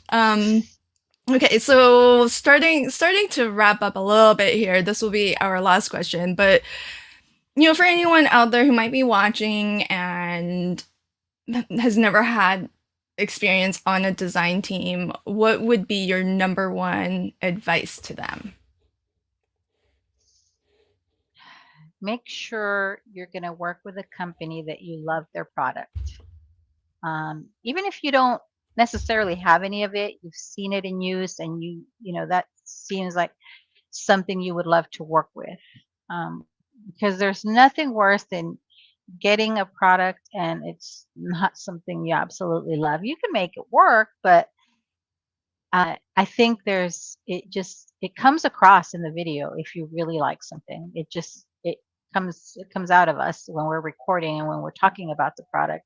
So make sure research the company and look at their products, and is this something I like, and is this something I would buy, that I would spend my money on? Because that's important. I think it's important to like what you're working with.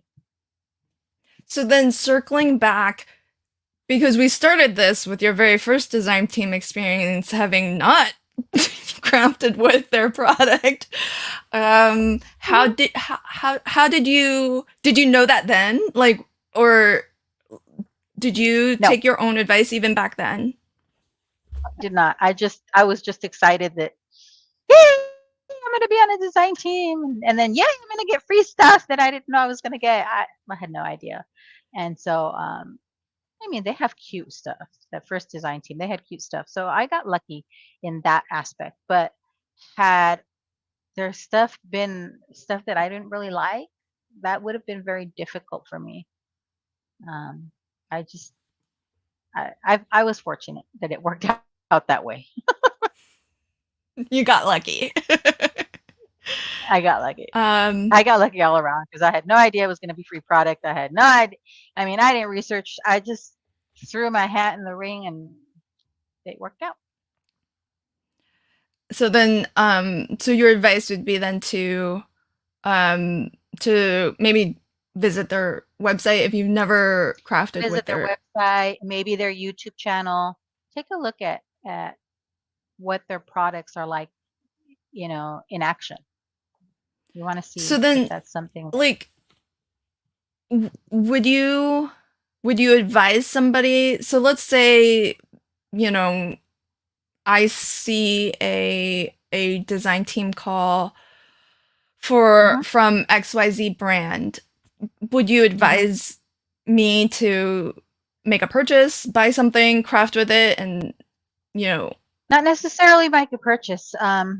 Look at their things. Look at their website. If it's something that intrigues you, by all means, make a purchase. But um, I think by looking at the products and looking at their YouTube channel, if they have a YouTube channel, and most of the companies do, look at their products in action. See what they look like when they're being used. Listen to the design team members that are currently on their team. Listen to uh, how much they enjoy the product. You can kind of tell. oh, It comes through. It comes through when someone's like, okay, so here's stamp set ABC, and you can make this card with it, and I hope you like my video. Versus, check this out, look at this cute little image, and you can do this, and you can do that, yeah, and it kind of comes across. So that's why if I get a product that I'm not thrilled about, I try and, okay, step back away from it, think of some ideas, because you don't want to come across as, this is okay. right, right. I would say take a look. Good advice. I think that's really good advice. Because you don't want to. I mean, you want to put your best foot forward. Ultimately, Exactly. if like Hmm. assume you're gonna get the role. So, Right. Right. um, so And I've if seen design team calls and looked at their products and said, I'm going to pass on this one, and not applied.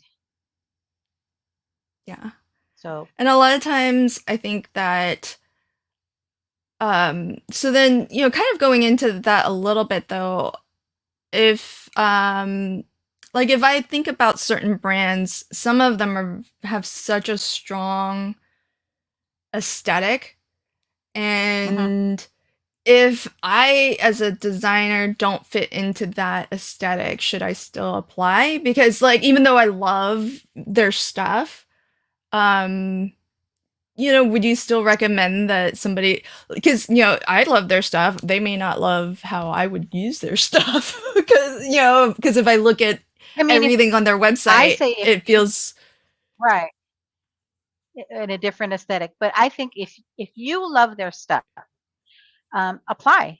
Then they'll decide if you're a fit for their team. right. And if they think you're a fit for their team, because they go and look at our videos and our Instagram posts and they go and look at our stuff before they decide. And if they've taken you on, it's because they decide you are a fit, whether it be because you will match that aesthetic or you'll bring something fresh and new to their product. Yeah. Yeah. Well, that's really awesome advice for everybody. Kind of know what you're getting yourself into, basically. Um, Mhm. so as we kind of start to wrap up here, what besides design team stuff that you're doing, what are you up to these days? How have you been keeping busy? Do you have stuff that you'd like to Ah, promote that's coming up while we've got everybody here? well, there's all my design team stuff that's coming up. I go live every Tuesday. And then next week, I believe it's Wednesday, I am teaching one of the master classes. And mine is gifts, holiday gifts, and decor. And so I had a lot of fun doing that because I kind of had to think of, okay, I'm not going to make a card. I'm going to do something different. What am I going to make? So I had fun putting that together. I kind of had to stop and think, and a lot of times that's a process in itself. And a lot of times when I do my most of my brainstorming is when I go to bed and I'm so tired and I want to go to sleep, and then an idea pops in my head, so I don't go to sleep. So then I write it down, and then I think so then I'm up till 2 in the morning. But it, yeah, This I is why just you need craft supplies next to your bed so you can just make the next thing. to my bed. See? I know. I just so much stuff in my room right now. Brilliant. But How much yeah, I'm teaching time would that. I That's gonna save be fun. you? um, If I just did that and made the things while in bed. yeah.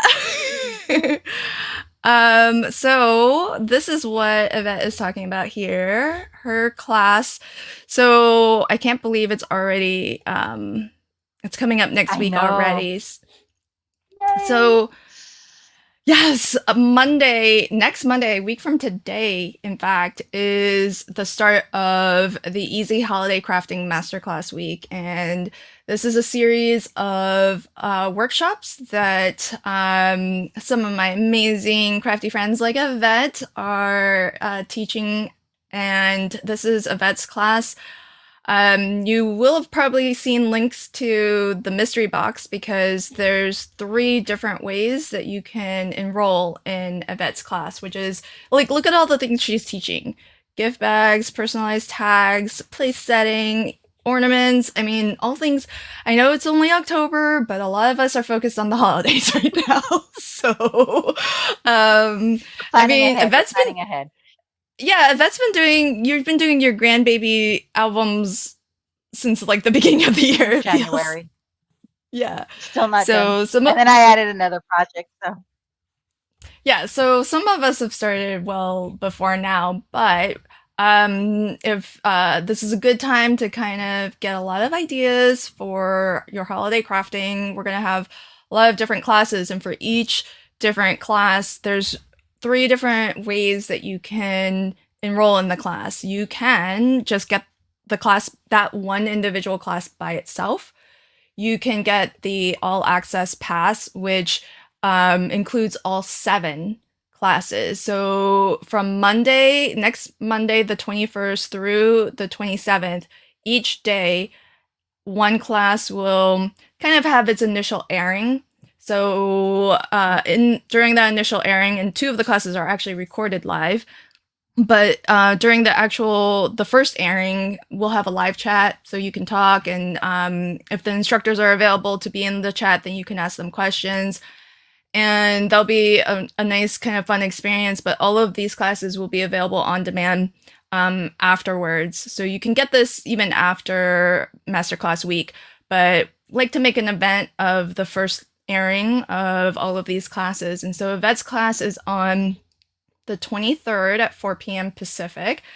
The last way, and this is going to be kind of your best deal, is you can buy a mystery box, and we're going to throw in there for free an all access pass. So you get all 7 of the classes, which valued at $175 if you just add up the price of all of those classes. But even buying the all access, it's hugely marked down.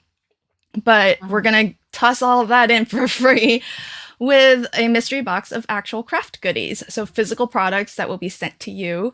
It's mostly, and I can do an unboxing of this for anyone who would like to see. So let's do that real quick.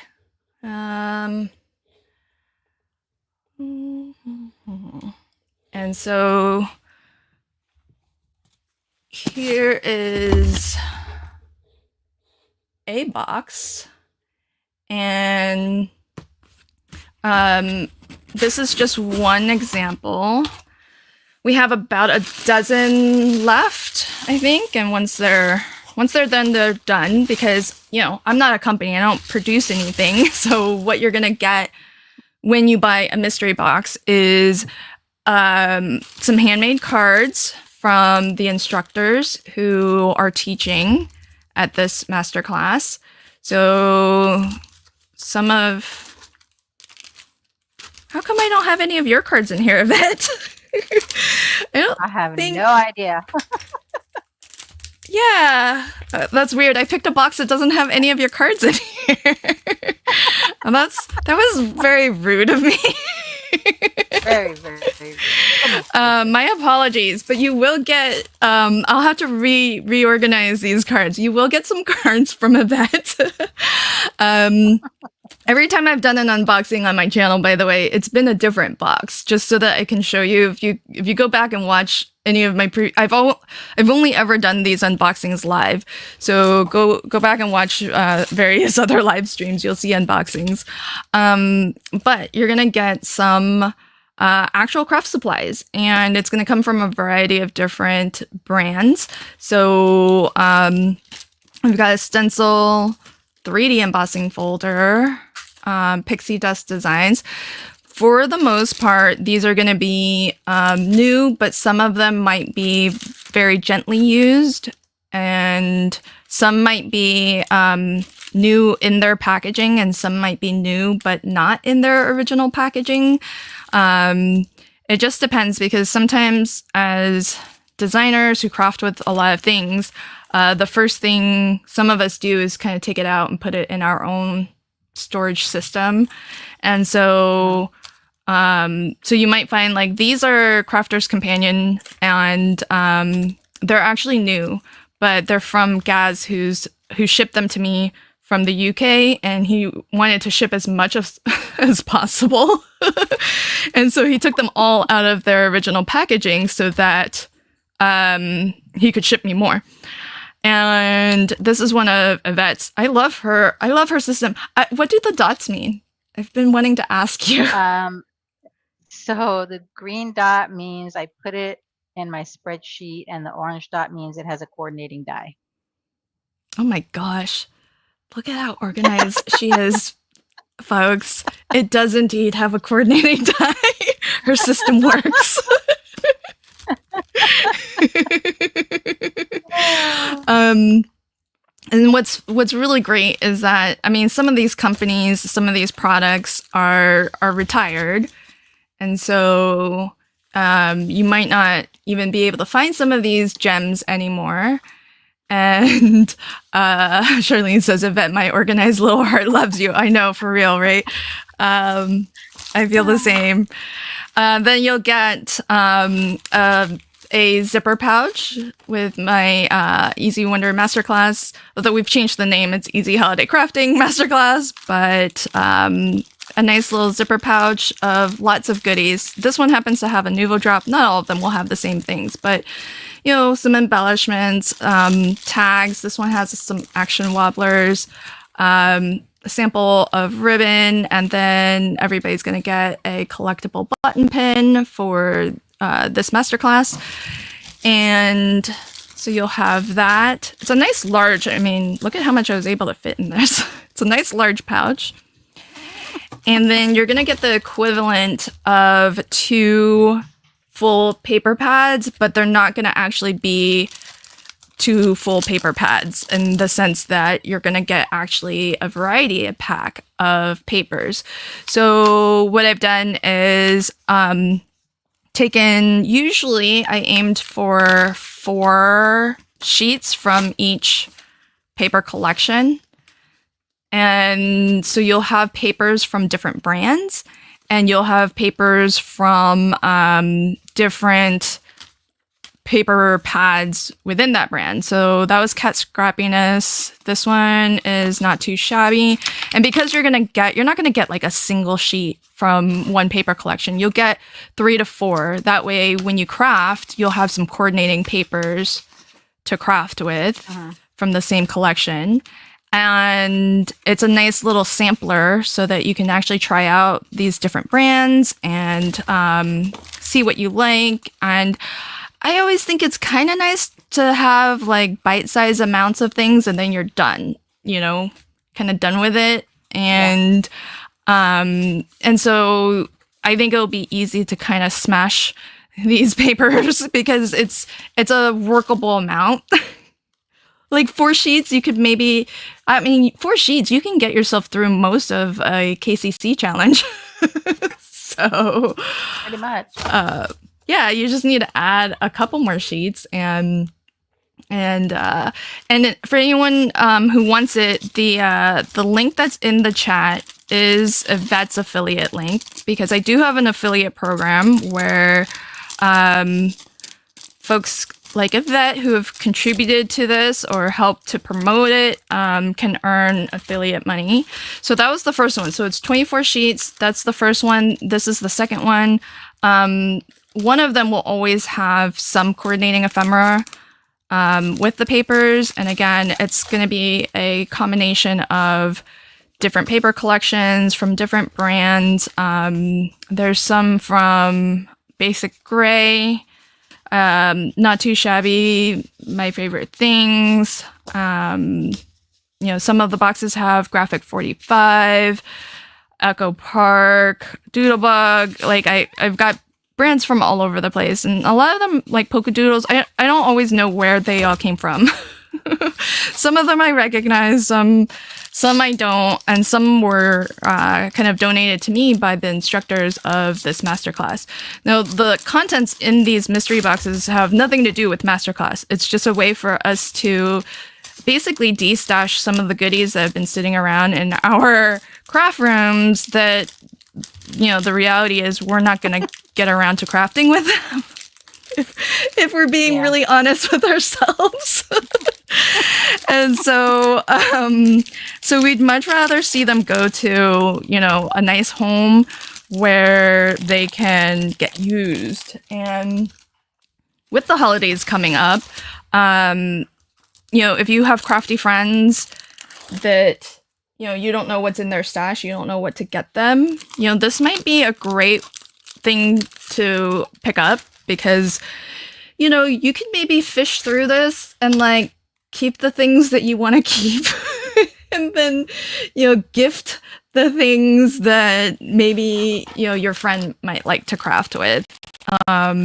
So it's kind of a nice and who doesn't like a grab bag, who doesn't like a mystery box. So let's count up as we put things back. So we have the equivalent of 2 full paper pads, a pouch full of different things to kind of decorate with, and fun tags and whatnot.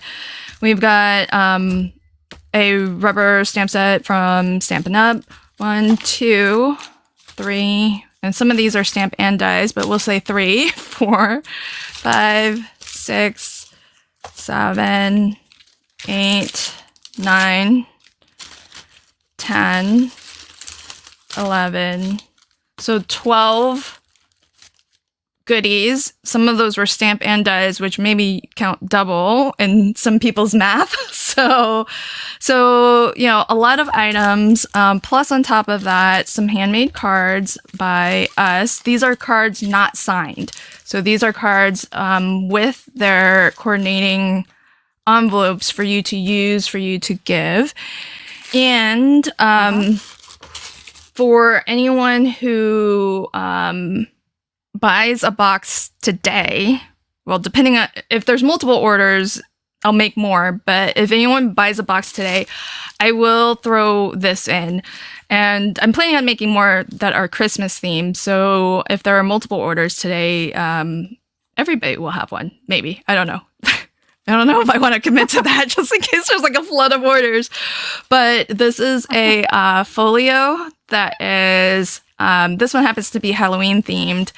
And it's just a set of cards. So this one has 1, 2, 3, 4 Halloween cards that I made with 4 envelopes. And then, you can use these. You can re-gift this if you want. Use these to send out. And then you'll have a folio to store whatever it is you'd like to store. So I'm about to make at least a couple more Christmas-themed ones. And so if anyone orders a mystery box today, I'm going to throw one of these in on top of everything that you see there. So get your orders in. And use Yvette's link if you order so that she gets the commission. That is such a neat box, Lynn. I just can't. So I want to order one. I was thinking that too. I was like going through the stash of what everybody sent to me, and I was like, oh, I should ask if I am allowed to keep this. Because that's a full box. It is a really full box, and I say I'm gonna give that, but I think I can still close it. I think it'll fit. But yeah, it's a very full box, folks. I mean, this is it's over 3 pounds. And it's it's hard to tell. But it's like how many inches is this? It's 3 inches deep is the box.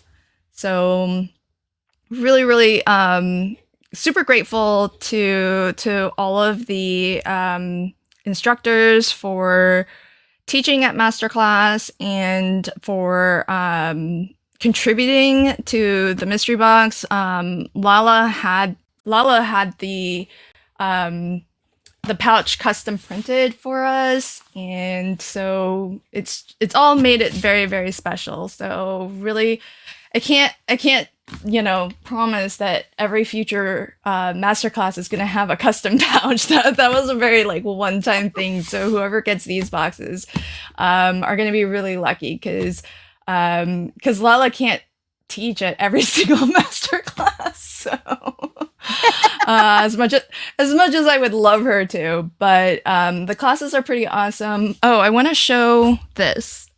Can I show this? So some folks have asked me about this card. It's what I'm calling a hidden shaker card. So you can hear the bits, but you can't see the bits until you pull this out and the bits fall down. So this is part of one of the classes that I'm teaching. I've never flipped my Easy Wonder Times before. And for folks who are familiar with my channel, I do flip videos of the Spellbinders Club kits. And before that, I used to do flips of the Tonic Studio kits. And I flip things just randomly sometimes too. I've never flipped my own Easy Wonder dies. And so I'm actually teaching 2 classes, one on mass card making and one to flip my my Easy Wonder Dies, and this is my interactive card that I'm teaching. I do not have a tutorial of this on my YouTube channel. So for folks who have asked me, do I have a tutorial on this? I do. It's part of the masterclass series. And not to say that I'm the only one who's ever made this, but that's how you can see me teach this. And I'm sure you could Google for YouTube search for other designers who've created it. But the benefit of a masterclass is that we are teaching our classes in real time. So instead of like a super Mm-hmm. sped up video, like Yvette was saying, that's like 3 hours of footage, that the reality is nobody's gonna watch us for 3 hours on YouTube, because I mean that's just generally not what people are looking for. Like they're looking to kind of Mm-hmm. get, 15, 20, 30 minutes maybe and get onto the next Right. thing. And so the luxury of a masterclass is that we have all the time in the world. We can take our time to really talk through everything, and we can really like focus on all of the details and take our time showing you exactly how to do it. And you can actually see us move in real time, which, because you know how a lot of times, I don't know about you, I watch other people's videos to learn how to do things, and it's a lot of pause, rewind, especially when there's like a tricky part. Mm-hmm. And so it's not like that with the masterclass. I think everybody has gotten the sense that I do believe that there's value in what we do as designers, as content creators, and masterclass is an opportunity for me to create a platform where not only I can teach and maybe get compensated, but as well invite other amazing designers and creators like Yvette to teach and share her knowledge, share how she approaches things, share her wisdom and her experience and what she's learned and her aesthetic and her style of creating.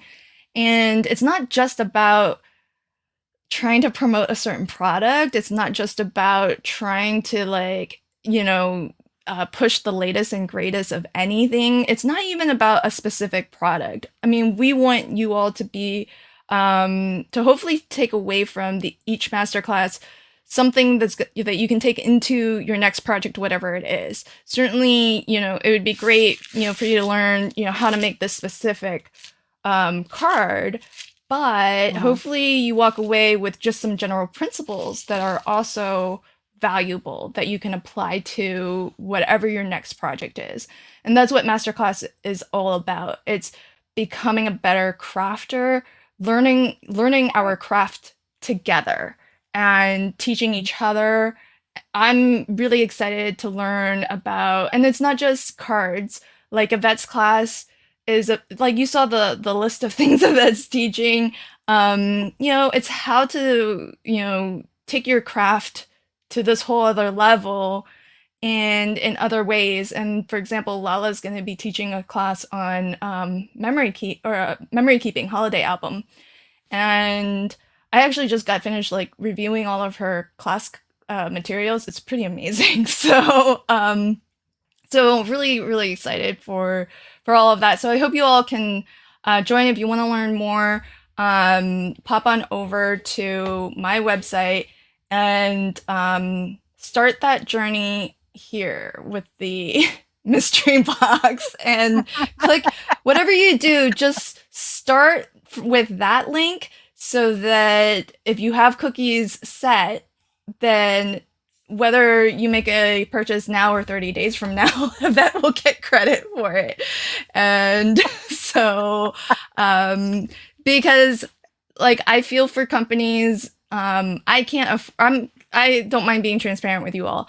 I didn't pay any of the instructors for their time to make this amazing content for Masterclass Week. And I wish I had the disposable income to pay them what their time is worth. And so for me, the best I can do is offer them, as generous of an affiliate compensation as I can. and offer them profit share if I make a profit. So that's how I'm compensating them. But for them to be compensated, I need you to use their links. So use Yvette's link, please, and that way we can all get her paid. So, um, but thank you, my friend, because I do value Oh, you, thank you. tremendously, more than I can say, because you're so talented, and for you to share your time, to take up precious planner space, I feel is a blessing and an honor. You were in the planner. I was in the planner. Oh, I could you I could made check it. that off. I made it. I know. But I do want, and if you are out there and you're a creator and you like teaching and you think you might be interested in contributing to a masterclass in the future, let me know. I'm already planning my next one, but I'll be planning them in more and more advance. And as I mentioned, I want this to be a framework, a platform for creators who want to make money, creators who want to, take their time teaching and not, because you can still do whatever you do on YouTube if that's your thing, but it's a very different thing, these master classes, because we have the luxury of time. And so I really hope that you all like it. And our next one is on masculine makes, and that'll be next February. But the hope is by the end of next week, we'll have open enrollment for that. So by the end of this masterclass week, you can already enroll in hopefully the next one that's coming up in February. And I think Masculine Makes is going to be a really fun one. I'm very, very excited for those classes. So I can't wait to premiere those with and announce them next week. So join us. All right, friends, I'm going to Yay. give Yvette you the last word. Do you any parting remarks? Any final goodbyes? Just thank you all for being here. Thank you, Lynn, for doing this. You have been so helpful, so organized, a girl after my own heart.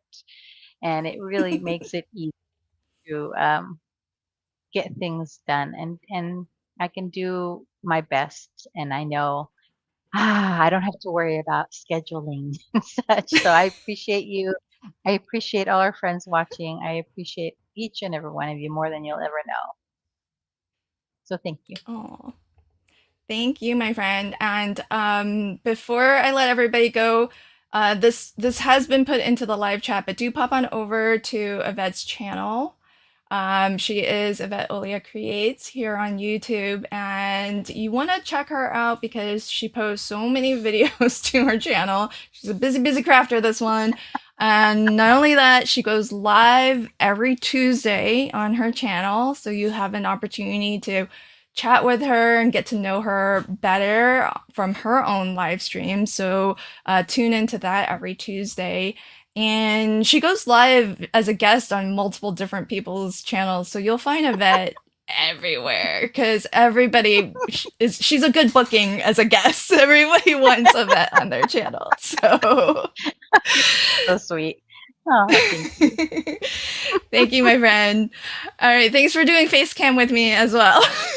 All right. Good night, everyone. Thank you. Good night. Bye, everybody. Bye.